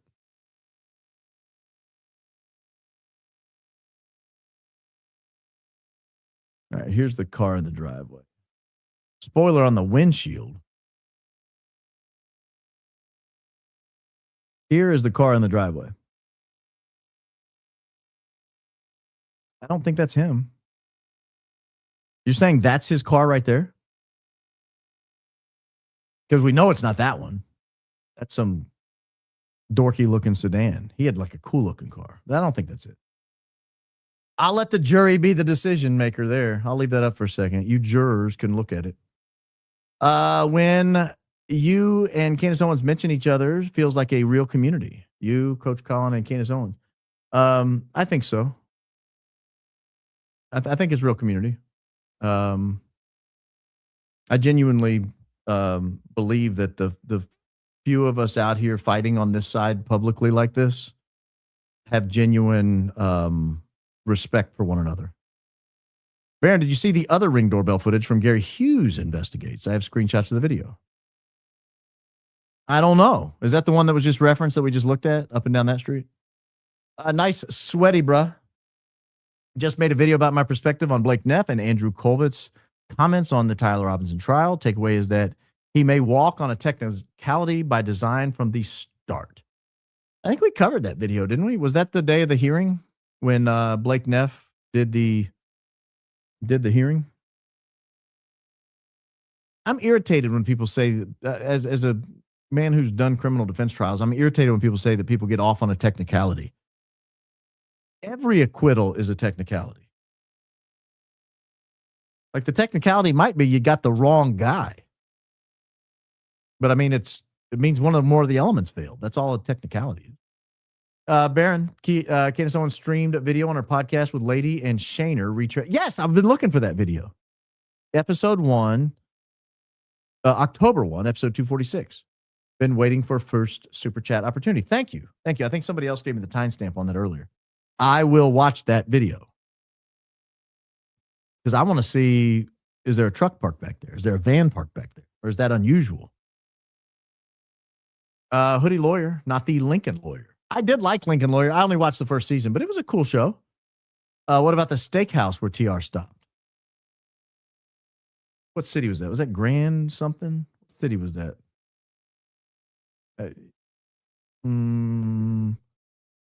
What city was that? That was in Cedar City, right? Let's see if Cedar City's in here. Not every city is of the same. Oh, it is. Oh, no, it's not September 10th. It's July 13th. Sorry, guys. No dice. Why? Oh, just did that. Why would CK marry EF? Wouldn't he have made sure her faith in history was legitimate? What did he see in her? I think we have to talk about that tomorrow. Because you're the second person that's asked about that. And the text exchange that I saw on Candace's show that day gave me what I think is insight into that. So maybe we'll talk about it and speculate a little bit. Back when everyone was looking at planes, there was a spy plane that did a bunch of loops over UVU. Yeah, we looked at that footage one day, if you remember. The DQ that he was actually at has been demolished. The DQ said he was at is still there. I didn't know that. Why would they demolish a Dairy Queen? That's weird. Cemetery's across the street from Dairy Queen. Oh, you're telling me I was looking at the wrong Dairy Queen? I don't think there's another one.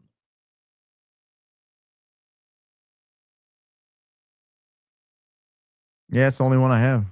Oh, there's a cemetery across the street, yeah. Oh, was he in the cemetery at some point?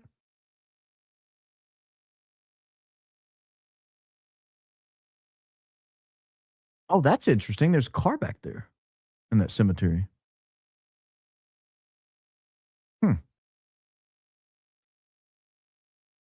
Yeah, I have a lot of research to do with this tool. I'm going to be really digging around in this. Is that a cemetery? Looks overgrown. Looks like a hayfield that's poorly maintained. If you can post links to maps and what to look for somewhere, I'm sure myself and the other GeoGuessr autists will find everything for you. Thanks for your work. The map is called Nearmap. It's a tool. You got to subscribe to it. But if we can solve the case, the subscription shouldn't be too big of an issue. Nearmap, Nearmap. It's on the screen when you see it. Take screenshots so things don't disappear. That's a good point. I'd have just screen record the whole city.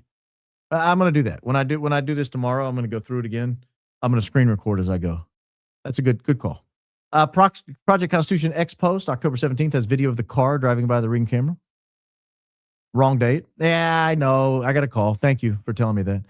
Where's the pic vid that you said you saw of Charlie's neck when they were carrying him to the car disprove Jesse's theory, in your opinion? Because he looked dead. I mean, the way his head was hanging, he looked dead. That's all I can say about it. Like I don't have any other deep insight into that. He just looked not alive to me. It looked very, very not alive to me. You know who I need to get in touch with? I need to get in touch with Ryan Matta. Ryan Matta has a piece of information I just realized I need. I need to write that. Ryan Matta. I just realized in that comment that he has a piece of information I need, and I don't know how to begin to find it on his platform. It's very crowded. Motor vehicle industry sure wiped the color and individuality out of our lives. It makes hiding in plain sight easier. It makes us sheep-like. I had the same thought the other day. I was driving down the road. I passed a parking lot. Every car was gray, beige, or white. Every car I passed on the road was gray, beige, or white, sometimes black. You remember, like, when we were growing up, cars were yellow and blue and green and red, and like cars were fun. Like, you'd see a purple car drive by, and it was like came from the factory. It was purple. And we don't get that kind of fun anymore. And I don't know what changed. I have no idea why that changed. Actually, I know a guy who's in the car design business and helps select car colors, believe it or not. I might ask him, why did you dullard our life? Why have you ruined everything? I don't know if he watches. Billy, if you're watching, why have you ruined our lives? Why do you do this to us? We want some originality. I want an orange car. I want an orange car and a yellow car and a blue car and a red car and a green car in my driveway. As it is, it's like black, black, black, gray, white. Baron, government contractor of 9 years, winning contracts and certs. Never saw a white woman get 8A. Also, 3 years in business is required. Toughest cert to get. Super sketchy.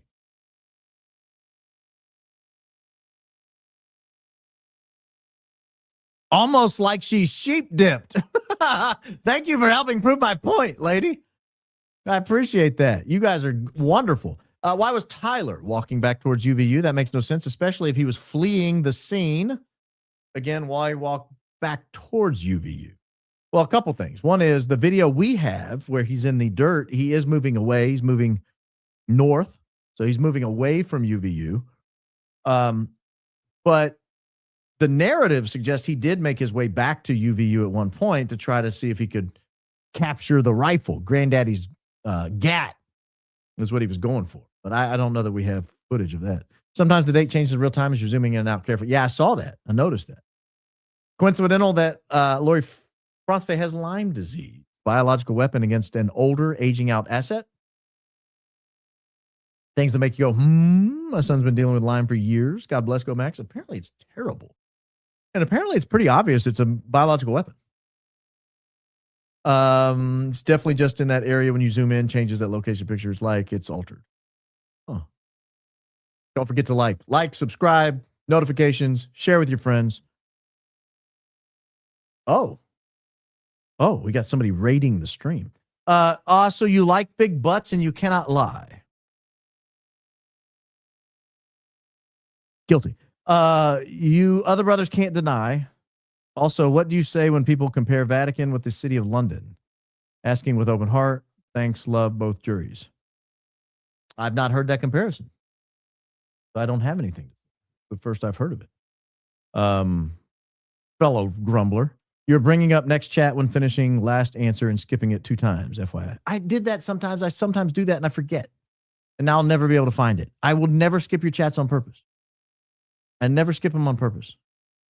Well, that's not true. Towards the end, I do have to start being a little more selective, but I don't try to bring one up and then not address it. So I apologize, Purple Things, if I've done that tonight. I've been a nurse since 1993 that could easily have a tranquilizer dart that would render him immediately unconscious. Just saying, what could easily have a tranquilizer dart? Oh, they could easily have a tranquilizer dart. Yeah. Can you see EK pacing on the tarmac for an hour or AK falling into EK's arms on the tarmac? No. Nor do I believe it. Baron, speaking of events in the 2010s, I wonder if missing Malaysian 777 airliner MH370 is mentioned in the files. Distracted from Victoria Nuland's Ukrainian maiden coup in 2014. That was a wild story. I remember that's when I was running that consulting shop and I had a guy that worked for me and I couldn't get any work out of him for like 2 weeks because all he wanted to do was research MH370. And I was like, sir, whenever you've come to a conclusion about what happened, can we get some of the mail out that we're trying to put together that you're responsible for? I don't have a good timestamp, but while playing with 2 red stripes on tarmac, and then right after you mentioned us poor people, there was another white plane with 2 red stripes out in front of the Blue Breeze plane on taxiway. I'll go back and look. Thank you. I'll go back and look. I'm not going to pull it up right now and look because it's very late. But this is one of the things I want to talk to Ryan Matt about. I need the address of that strip mall meeting. I need to know where that was. I think he knows. What's the app for these satellite photos? What about Fort Huachuca the day before? So Fort Huachuca is not there. Again, the app is Nearmap. Is the mapping software. How about days before Tyler's house? Yeah, it's not there. I looked. Did you get a haircut? Looks very nice and just enough off the sides. I did not, but I did just take a shower. So maybe I was dirty last time you saw me. Is that your way of saying sometimes I'm ugly? I do plan to get one this weekend when I've got some time without having to prepare all day for a show. I was having a conversation. You know, each day I do a show, I've been keeping track of it. It's like an 11 to 13 hour work day. So it's a lot of prep. It's a lot of writing. It's a lot of research. It's a lot of like lining stuff up.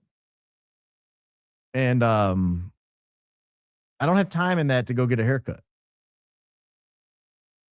Don't have a time to get a haircut. I wonder if EK is worried. If they can end of shift CK so easily, they would have no problem doing the same to her if things got too hot. She's playing a very high-stakes game in a high-stakes world. Yes, I would be terrified. I would be absolutely terrified if I was her. I'd be terrified if it's any of them, frankly. Feds must really loathe you. Also, is there any way they can take this down? I hope not. I hope not. Baron, great opening as always. Congrats on the CO feature. Great find with the satellite. Have you checked the hospital after the event? And is there satellite imagery from the steakhouse where Tyler Robinson went to go eat?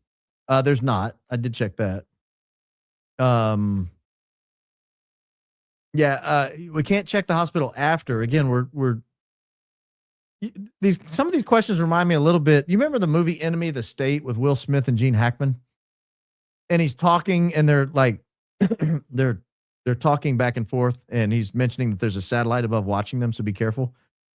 And he's like, well, you told me the satellite can't look at us this way? He's like, it's in space. He's like, well, that seems like a real limitation. He's like, it's in space. I'm stuck with the time they took the picture. That's it. I don't have any other option. Like, if they didn't take a picture, I can't see it. Thank you, though. By the way, very generous, Courtney Clinton. Thank you very, very much. Look for the Fort Bliss plane. Flew 500 feet above Lake Utah, 20 minutes after, flying south in 1098L, actual 10. Again, I can't. I can only look at the static time that they've given me. Thank you for your work and the high IQ outfit you give us. Do you have an update on the wound on Charlie's right side? I know you're waiting to get some professional opinions, but would love to know your thoughts, even if you haven't. I'd be curious to talk to Jesse on Fire about that image, actually. See if it's consistent with his theory. That he's come out the last couple of days. So yeah, update coming. That still exists. It's still there. I still have it. So do we own our own technology, AI, or does a foreign country? Do we own anything anymore? Do we own anything? So many poor parking skills at the hospital. Hey, come on now. These people are coming in there wounded, heart attacks, broken femurs. Give them a break. Give them a break. I've been following you for a few months, but never caught you live till now. Proud to say you're my first sub and super. Thank you for the daily entertainment at work. God bless Christ is King. Christ is King indeed. Thank you. It's just me, TP. We did check the airport. Must have been an older comment there. Sorry I'm late. This is my second live, and I'm ready to be schooled. Keep doing all you're doing, and God bless. You don't have to apologize. Take your time. Were the 3 guys in black walking down the street early in the day or just before the event? Let me go look. I've got them right here. I'm over by Dairy Queen. Got to get back to the campus here. I think it was early in the day. I think it was actually it was just before campus, just before the event, if I'm not mistaken. Utah Valley University, which which. All right, I got that. Now let's go to the guys walking down the street. It was. There they are. So let me back up to the campus here. No, it was just before the event, like just before the event. I don't know where you're going with that, but that's literally the event's getting ready to start. The crowd is packing in. It's starting to get crowded in there. I mean, it's not like minutes. Charlie's not there yet, but it's within an hour for sure. Where white and orange plane. The aircraft shown in the images is an Embracer EMB 505, U.S. registration N47DJ, not available for public flight tracking at the request of the owner. Is this request allowed? How do you know all that, Miss Cato? N47DJ, how do you know all that?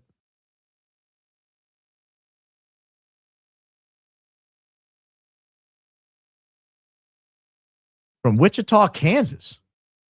Anything exciting going on in Wichita, Kansas? Anything exciting ever happened in Wichita, Kansas, except for the College World Series occasionally?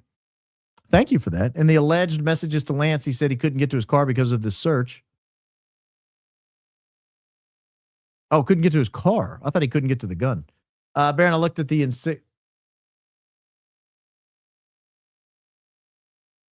Thank you for pointing that out for the 2,337th time. So much fun tonight. Thank you for the interactive comment. Well, thank you. I was wondering if I was boring you guys to tears as I was having a big old time reading the map. I don't know how riveting it is. Oh, riveting episode. I stole that. For listening only crowd. Love this real-time rabbit hole, my people. Yeah, the listening only people are not going to find as much interest in today's episode. Truck stops, armory, and park and rides. Yeah, we could check there. I'm going to check a lot of stuff. I'm going to check the pedestrian walkway over the interstate. I'm going to check that parking lot where allegedly some interesting things were happening. So yeah, I'm going to scan all of Orem, Utah. Nothing will be unscanned. I'm going to go back to the Quality Inn or whatever it was called, the La Quinta. La Quinta. You like how I have to say it with an accent. I'm going to go over there to the La Quinta and check it out when I get a chance. Because everybody knows there was some fishery taking place at the La Quinta Inn and Suites. We don't want to be one of those people ignoring signs at the La Quinta Inn. Was gun found near white truck and trees? No, that's not where it was found. White and blue plane, the aircraft. You're like great, Miss Cato. Oh, that's N888KG. I don't know how you know that, but yeah, that's N888KG. That's the plane that took off and killed its transponder and then went to Page, Arizona, allegedly. We don't know because it had killed its transponder. That's great. I don't know how you're doing that, but fantastic work. That's Derek Maxfield's plane, or his business's plane. Chicken coop pick with van in yard under tree nears roads. Chicken coop pick with van in yard, car under tree near road. Car under tree near road. So there's the chicken coop. You guys can help me out here. I don't want to miss something. But this is the chicken coop pick. Oh, is that? Oh, no, that's the chicken coop, right? That's not a car under the tree, is it? Is that what you're saying the car under the tree is? I thought that was the chicken coop. Let's switch gears here and see if there's still a car under that tree. No, that's the chicken coop. Unless you're seeing a car that I'm missing. Yeah, that's the chicken coop. Why did he? Or again, why would he do that? That doesn't even make sense. Lyman, owner of the lot that had the white truck, white van. I can send links to the info of property owners if needed. Thanks to you for all you do. This is why we crowdsource, ladies and gentlemen. I did not know that. Is that true? Is this true? Anna? Yes, please send it. realbaronpodcast@gmail.com. Lyman in the subject line, all caps. Can you look around the outskirt of Fort Huachuca? I cannot. St. George, I cannot. Dear God, Candace is about to drop a proof of marriage issues. You've already hinted at this in the past. Spill the beans. Also, touch your face. I'm not doing that one. No, I'm not doing that one. Y'all aren't going to catch me doing that. She runs her own show. She runs a tidy ship. Very sharp. YouTube video, new surveillance, Tyler Robinson and Dodge Challenger shows what street he was walking on. Yes. I know what street he was walking on. What I don't know is where is his vessel? Where did he park his car? It appears to be nowhere, which indicates to me he did not park his car. Cars don't vanish. Cars weigh thousands of pounds. Cars are 15 feet long and 6 feet, 8 feet wide. You can't hide them. If the car is parked, it would be on this screen, and I find no vessel. And I've got the whole area flooded within an hour of the event taking place. I've got the whole area flooded at 2 or 3 different points that morning when he supposedly is making his way back and forth to campus. No car. No car. The problem for the narrative. I hope the defense team is watching. Hi, defense team. There's no car. Look for Erica by searching for sequins or glitter. Do I see anyone in an Elvis suit? I don't. No Elvis suits. White car at the chicken coop fits my narrative of a rifle swap plant. Someone fired a rifle a few miles away and planted it. Explains 5 DNA profile. 2-2 Lyman's neighbor driveway. Embarrassing indeed. Dairy Queen, 814 East 800th, Orem, Utah. Match the review photos to the Tyler Robinson DQ photo. Look at the flooring. George Webb visited the wrong one on September 29th. He went to 1545 Canyon Road, Provo. I was unaware of that. Already answered that question. Hi, I asked a question earlier, but wanted you to know this was my first super chat. Wow. Why was Tyler going back towards UVU? May I ask your prayers for my marriage, husband's heart, and his clarity? You may, Steph. Steph or Stephanie? Can't see. It's too small. You absolutely may. I do pray for your marriage, and I hope others will join me in that. Baron, I have lots of time. Sign me a square of the satellite images. I love puzzles. An open pickup is a great place to hide. I don't know what that means. The last sentence. Yeah, we may need to organize the search. I'm going to spend some more time and hopefully can narrow down a little bit, and we're not just flooding all of Orem, Utah. I'd like to know where that strip mall is. I'd like to look at the airport a little closer, all those parking lots. I'd like to look at the that neighborhood a little closer, and then maybe even the neighborhood behind it. I don't know how far he allegedly trekked in, but he went back and forth apparently like 4 times in different changes of clothes. What how could he be so far away? Please do a FOIA request for ambulance and local police radio traffic. Why don't you do it? Why do I have to do it? You do it, get the answer, and send it to me. When I turned on scanner, they said suspect was in all black tactical gear. I heard that. That's public. We don't have to FOIA that. It's out there somewhere. Then someone said we aren't supposed to report that. Yeah, that's available somewhere. But if you want to do a FOIA request, I'm fine with it. I'll be happy to review what you find. I think you missed TR's car at the La Quinta. Panorama view, sent email subject TR car. Did you miss it? Include a screenshot. Keep up the great work. Christ is King. Did you send it to realbaronpodcast@gmail.com? Realbaronpodcast@gmail.com. Because if so, I'm about to find it.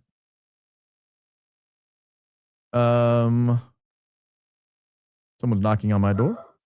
It's awfully late for that. Knocks on my door at 10 o'clock. Car like Tyler's in the neighborhood. Is that you? No, you said La Quinta. Oh, guys, I've seen that. Don't send me that. What did you say it was? Subject was TR car. Did you miss it? It looked like a car driving when panning around the corner of the building. Is that it? What email? Guys, you have to only email this one email address. If you're emailing another one, TR car. Yeah, I don't see your email anywhere. But I love this because you guys. Oh, I don't think that's it. Is it? Is that his car? I'll just pull up this picture. I don't want to go back and find it on the satellite. Is this his car? I don't think this is it. Is that it? Is that what they look like with the little scoop on the hood? Because if so, that's pretty damning if it's at the La Quinta.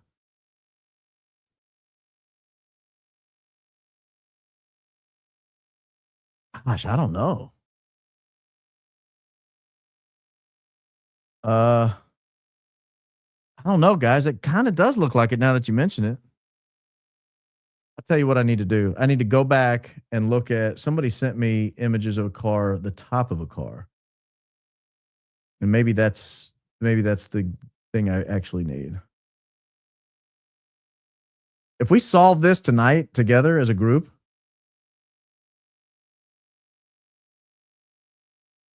let me zoom in here.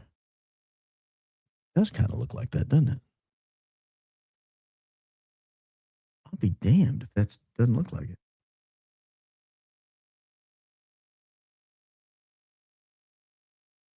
Guys, I don't know, man. It does kind of look like that, doesn't it?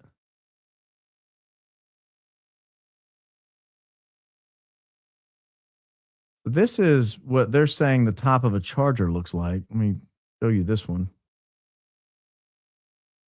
Where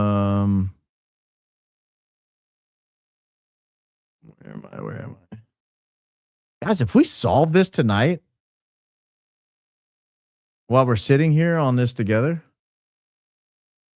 I'll be pretty shocked.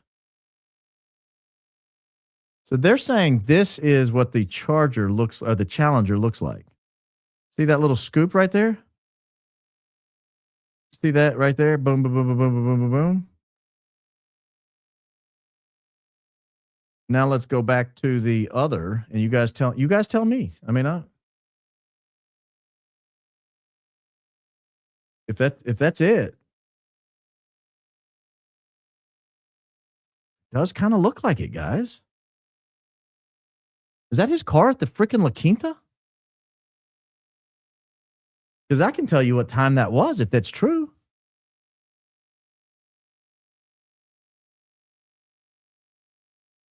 God, that looks just like it.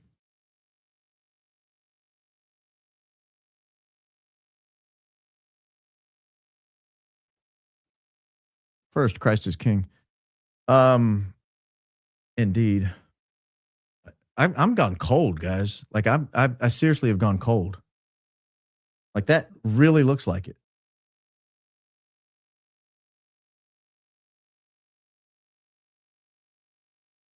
Someone said while I was looking at the cool Corvette.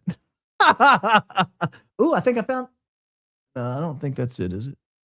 All right, so let's look one more time. Oh my gosh, man, I'm like getting freaked out here. Is if we solve this tonight and see that Tyler Robinson's at the La Quinta, that creates a real issue in their planning. Where was that? There it is right there.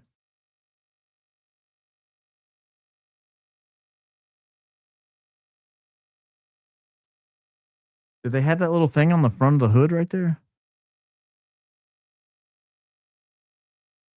Man, that looks like it.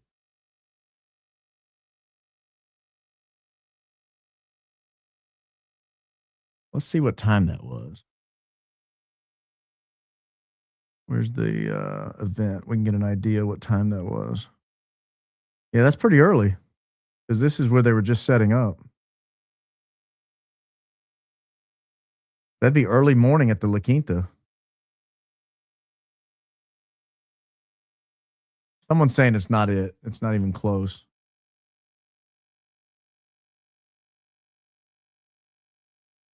They said the back of the car is not even close.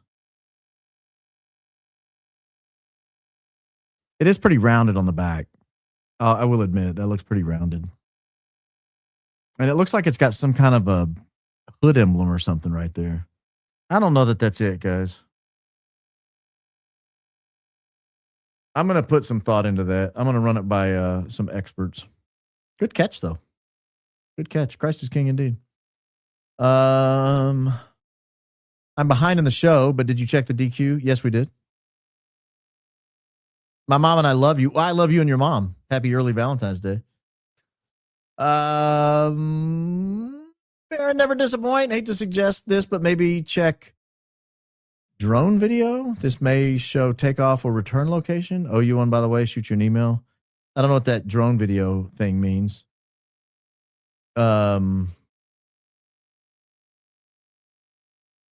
Egyptian Air Force Gulfstream GIVSP VIP transport jet active since 1997, used for government officials. Are you saying that's one of the vessels at the airport? Is there an Egyptian airplane on the ground? Is that what you're saying you saw? I didn't choose my username. I couldn't help but notice that a few cars don't know how to park. A pet peeve, I guess. I love that you, Candace, and others are working every day to solve this. Christ is king. Christ is king indeed, young lady. Christ is king indeed.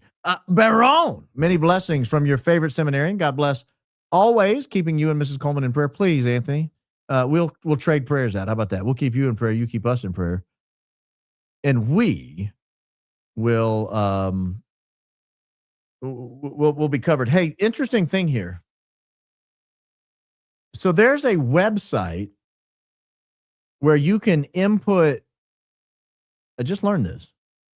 There's a website where you can input your license plate and see if someone has searched the flock cameras for your license plate. And if so, where was it? I don't know that we need to FOIA it as long as we need to examine the website that allows this access. I don't know it off the top of my head.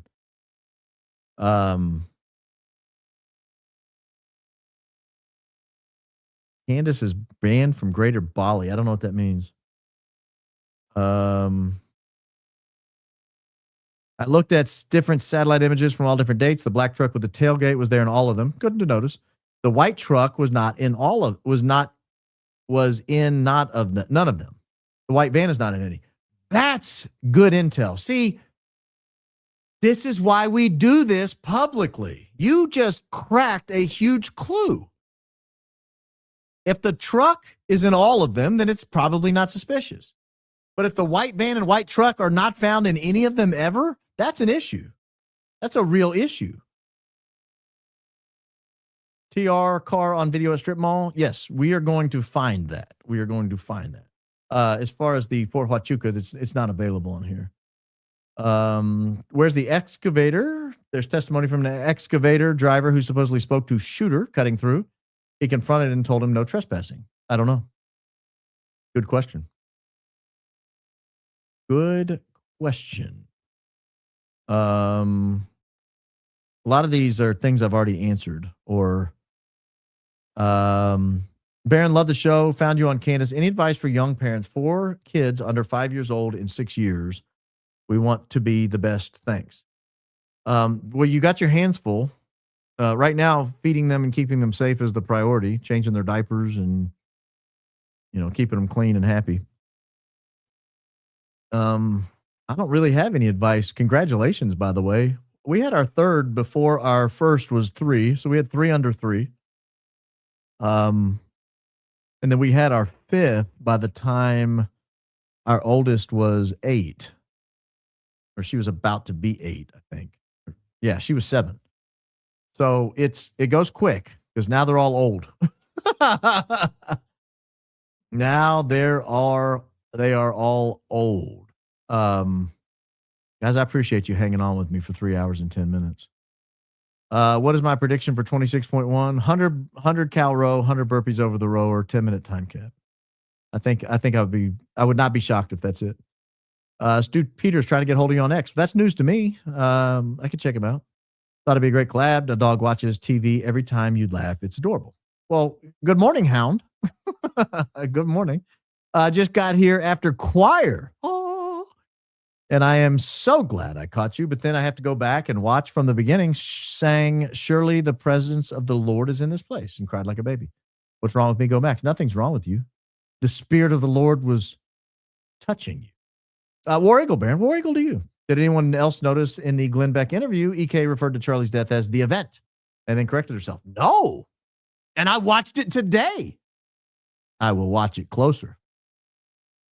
Baron John Bray, in his latest interview, said Charlie Kirk's blood looked dark red because it drained from his brain, was coagulated and non-oxidized. That in decorticate posturing proves his death wasn't faked.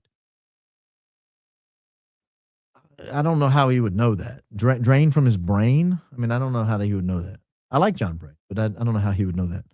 A static image of Charger when zoomed in does appear to have a sunroof. Also, we rewatch immediately after your phone call. The date was changed. Yes. I noticed the date change. I was made aware. Oh, Boise jet guy.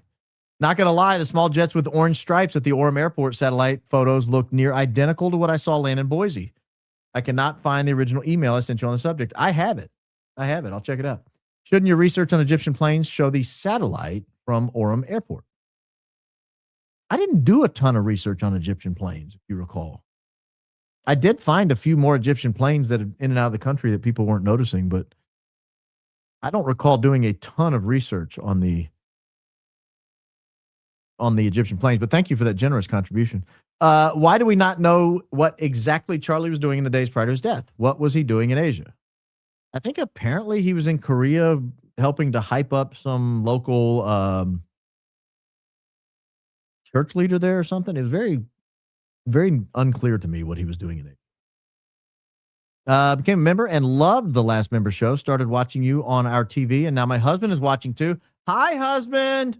We're having a great discussion. You are amazing. No, you, young lady, and your husband. Your husband's probably more amazing because he's not watching by choice. Hi. Welcome to my living room. It's mine now. Keep up all the great work. Wife and I love watching the show. Was gun found near the white truck and trees? Yes. No, not that white truck. The white little Kia Soul or whatever that was turning around where the chicken coop is. That's where it was. The dump truck in the video isn't there either. Was parked across the street. I'm gonna track all this down, guys, and I hope you do too. Near map. Let's all get in here together and let's find everything, and let's crowdsource this and let's solve the case. I think this is a key. This is a huge tool that we've now uncovered that we didn't know existed yesterday. I've always thought Lyman was involved because of his listening to Kozak rehearse his witness statement for the cameras. I don't think that was Kozak that he was listening to rehearse. It was somebody else. But yeah, it was weird. That was a weird moment in life. I thought the pic of the two young men we were told were Lyman's nephews looked more like the dude in the stairwell. Well, that was a rumor, a hot rumor that I don't know ever got resolved. Thank you for that contribution, by the way. See my message related to white van referenced by another viewer. See my message related to white van referenced by a viewer, another van referenced by chat. I will. You making fun of me by saying everything twice? I've been known to do that. First time member ever. I adore the show. Baron, high IQ indeed. You are our collective voice. Appreciate you and all you do. Go Max. Thank you. Thank you for joining the program. And if you want to be a member, we have some fun over there on the member side. Candace mentioned local PD source pulling over one of the white vehicles and getting flashed a Fed badge. I remember that. I forgot about that, but I remember that. Maybe she knows the time and location. Also, should be able to subpoena GPS nav data from Chrysler, assuming they want it. Anytime I have to pause your vids and it lands on an unflattering expression, I automatically say out loud, Mr. Coleman, I'd never do that to you. Well, thank you. I wouldn't do that to you either. Rosa, I got your best R up on my screen right now.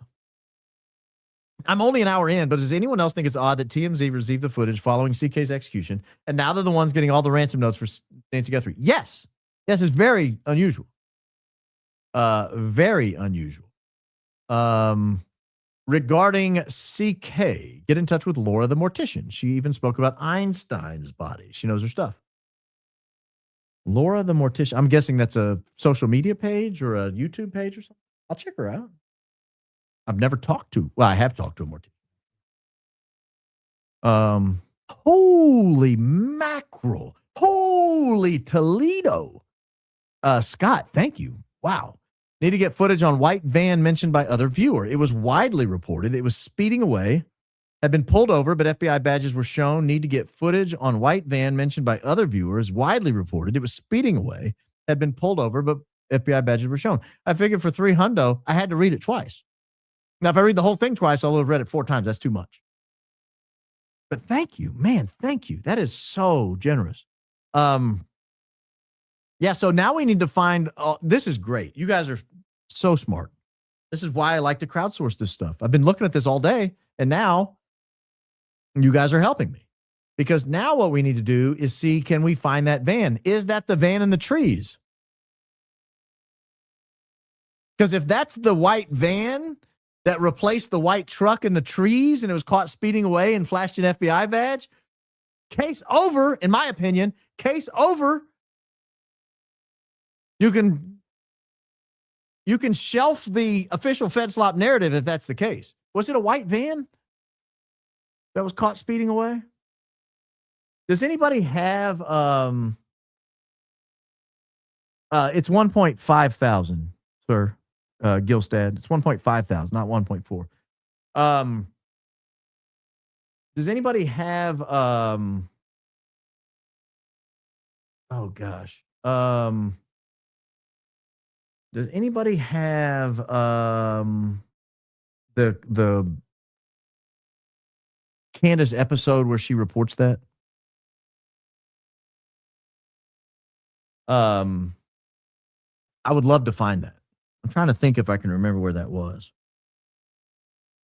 And I can't remember. But if that was a white van and it looked anything like the white van in the trees, well, good night. See ya. It's over. That's crazy. There's a vehicle doing a U-turn, a Mini Cooper. Chicken coop car is either a Nissan Sentra or a Corolla, allegedly, perhaps, maybe, pretty confident. I'm willing to take your ooh, now this is interesting. Check the FBI field office, but that's in Salt Lake. Video of TR in maroon shirt, 9:57 a.m. and another time gray Challenger, 8:23 a.m. was at 5:89. Yeah, we looked at that. So thank you. Thank you for that. Go to O'Reilly Auto Part, search part 121G. What does that mean? O'Reilly Part 121G. Oh, the flux capacitor. Oh, that's funny. You got me. 1.21 gigawatts. Great Scott. Man, that's great. Yeah, the van on a nun. The van on none is the key there. Wow. Wichita, Kansas has several aerospace companies. Good to know. Thank you, Claire. Thank you for that generous contribution. Holy wow. No wonder we couldn't get tracking intel on Boise flight landing. It can't be tracked. That makes sense because I looked after you sent me that email because it sounded fascinating. The cello is the instrument that most closely resembles the attributes of the human voice. I'm interested in hearing your wild dream. It was too wild for words. No, it wasn't. I could put it in words, but it's too wild. It happens every time. I like listening to it calms my mind. Maybe it's because of what you just said, the attributes of the human voice. And I like listening to podcasts sometimes as I go to sleep. But sometimes I don't want my brain interacting with the noise. I just want to hear something. Often I like silence, but sometimes I want to hear something. And so I put on some cello music last night, and it really calms my mind almost immediately when I do that. And I started drifting off, and I remember thinking, I need to take my headphones out. I don't need to fall asleep with these headphones in. I thought, I'll just get them in just a minute. And then I woke up at 4:30 in the morning, and the cello music was still playing, and my dream was like in total banana state. It was nuts. Your face every time someone mentions the insignia. You mentioned it. Oh gosh, that's funny. Since your map tool is a subscription, would you be able to use AI to search the map area for the exact make, model, color? I don't know. It looks pretty blurry, but maybe. I don't trust AI doing stuff like that. Oh. The Ryan Matta video is 37 Center Street, Orem. Guys, we're just going to go late tonight because I'm looking this up. 37. Oh, is it East or West Center Street? Oh, it's West. All right, here we go. We've got our car in the parking lot, just where they said it was. Yeah. Unreal. It's sitting right there. That white SUV is sitting right there. Oh, you guys aren't looking. Join me, shall you? Sorry about that. Wasn't that the white SUV right there that he drove off with, that met him up? Oh, that's vertical. Let me go to panorama. There's a white van. Oh, too far. I think this is it right here. This is where it was.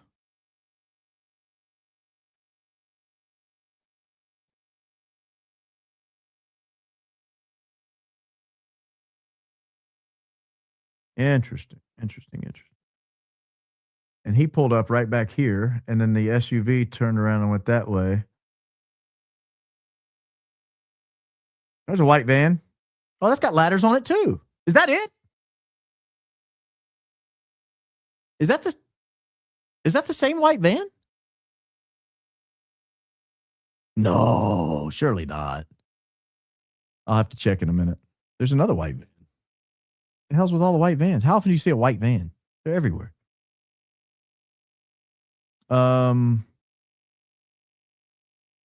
Did that white van have ladders on it that was in the trees?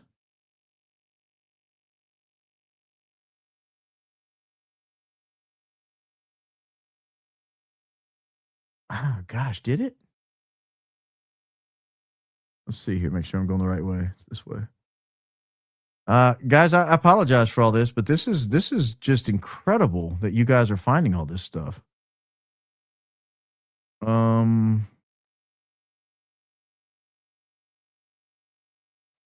Where was it? It was back here, right? Yeah, it was right there. Oh, there it is. I can't be in two places at once. It's the same view. No, it didn't have ladders on it. That's a white van. All right. So you're saying if we go back in time, there's no white van. There's the white truck.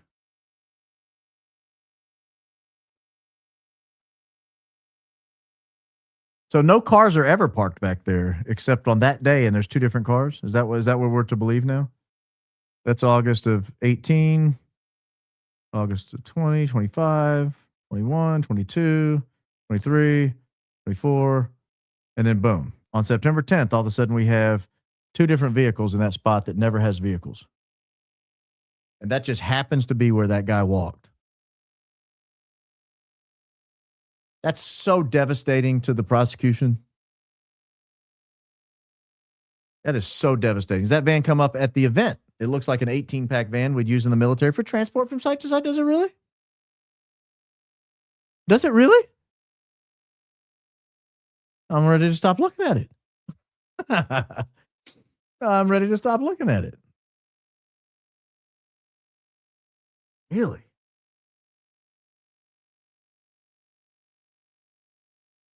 So Lyman owns that lot, they're saying. Interesting, guys. I apologize that we're 3 hours and a half in and we're still moving, but this has just been a fascinating day to me. I remember the footage of Limpy, Tyler Robinson, walking by the brick wall home, then seemingly stopping to say something to that black SUV. I do remember that. That was a couple blocks for the dirt. Look at that. I do remember that, but I have no idea which way that was. Someone would have to point me to that. Maybe that's something that someone could do by email. Give me a GPS pin or an address or something. The rental car place, I don't know where that is. Oh, that was by the airport, right? Or was that in Salt Lake? I don't know. I'd have to. Yeah, I responded to Jesse's thing. 925th Street. It's on X. He drove by the Ring video and then started walking. He parked his car on the street. If he parked his car on the street, it would be on the street. That's my point. It's not on the street. It's not on the street. No offense, Steeler Swami. Not trying to get on to you. But I sent you the video of him parking his car on 925th Street. Sent the video to your ex and email. Don't send anything to X. I'll never see it. No, I unless you see him parking it and get out of it. If you just see him drive by and then walking back, that's not what I'm looking for. I'm looking for the vehicle stopped on the street. If you have that, let me know. I'll be happy to look at it. Pam Bondi pulled an Erica. He's gone, but have you seen our numbers? Risen substantially since his passing. Did Andrew Colvette write the Bondi speech? Another car parked on the other side when you were zooming? You talking about La Quinta? Or are you talking about somewhere else? Because if you're talking about La Quinta, I'll go back and look. Happy to help with the maps too. Stuff like this is my favorite pastime. I'm a nerd, but would love to help. Keep up the great work. Well, for right now, the best thing people can do is jump on the tool and just start fishing around and see what you see. Send it to me. Request to submit a resume, sir. Born at UVU Hospital, attended Timpanogos Elementary, moved to Heber City for high school, college in St. George, graduated at UVU, now living between Fort Collins and Southwest New Mexico, visiting all those places frequently. Pen that. You are the entire Charlie Kirk case. You're the whole case is wrapped up in your life story. I'm starting to wonder if you were involved. Wow. Every major landmark you just hit. That's amazing. It's amazing. You are a treasure. Thank the Queen for sharing you with us. Give my parents, Myra and Sean, a shout out. Hey, Myra, Sean, I know they're watching you. You're a force and understand the assignment. Love you so much. I love you so much. Thank you. Finally catch you live from South A. Yeah. Oh, from South Africa. Why so demure on collabs? Love the antsy crash out variant because it's not mine. It's not mine. That's the problem. That's the problem. You can't do that with someone else on the camera. Can't do that. 88 West 100 North, Provo, Utah FBI office. Well, you know I'm going to look at that. You know there's a 0% chance that's going by me here. Interesting. We're in the parking lot, ladies and gentlemen. Let me pull it up for all of us to look and take a gander at the same time. My wife is going to be angry with me. It's 10:30 and I'm over here looking at the FBI parking lot in September. But if we find something important, all right, let's look at these cars one at a time. One at a time. What do we see? Anybody see anything important? This is the overhead view. Anybody see anything important? Anybody? Anyone?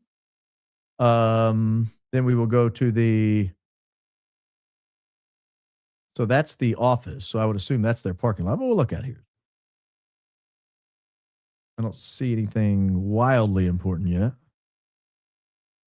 Now we will go to why so many Teslas? Oh, that's wrong date. That's why. Oh, they don't have it on the right date.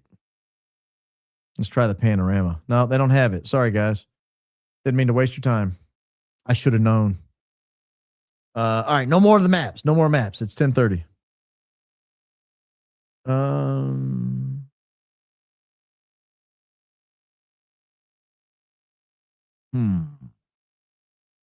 I live in the Bay Area, California, near Livermore. We've had Chinook low flying planes the past 3 days. People have been panicking in the Nextdoor app. CrossFit Livermore has a guy named Matt, I think is his name, the owner. Cool guy. Is that his name? Got real short hair, dark. You should go by there and check it out. Good podcaster. If this is as real as you thinking it is, and this is a conspiracy, all this info will be gone tomorrow. Yeah, that sucks if that's true. That sucks. If I had any doubt, it's been completely removed. The subject line in the email I just sent you confirms a couple things for me. All right. Last thing, and then we got to get out of here. Let me look. Subject line in the email you just sent. I don't know which one is you.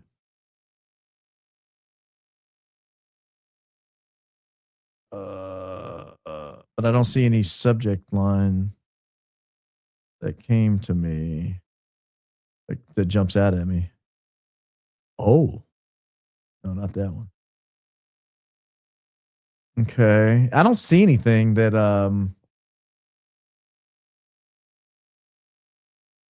there's the FBI field office. That wasn't you. I don't know which one was you.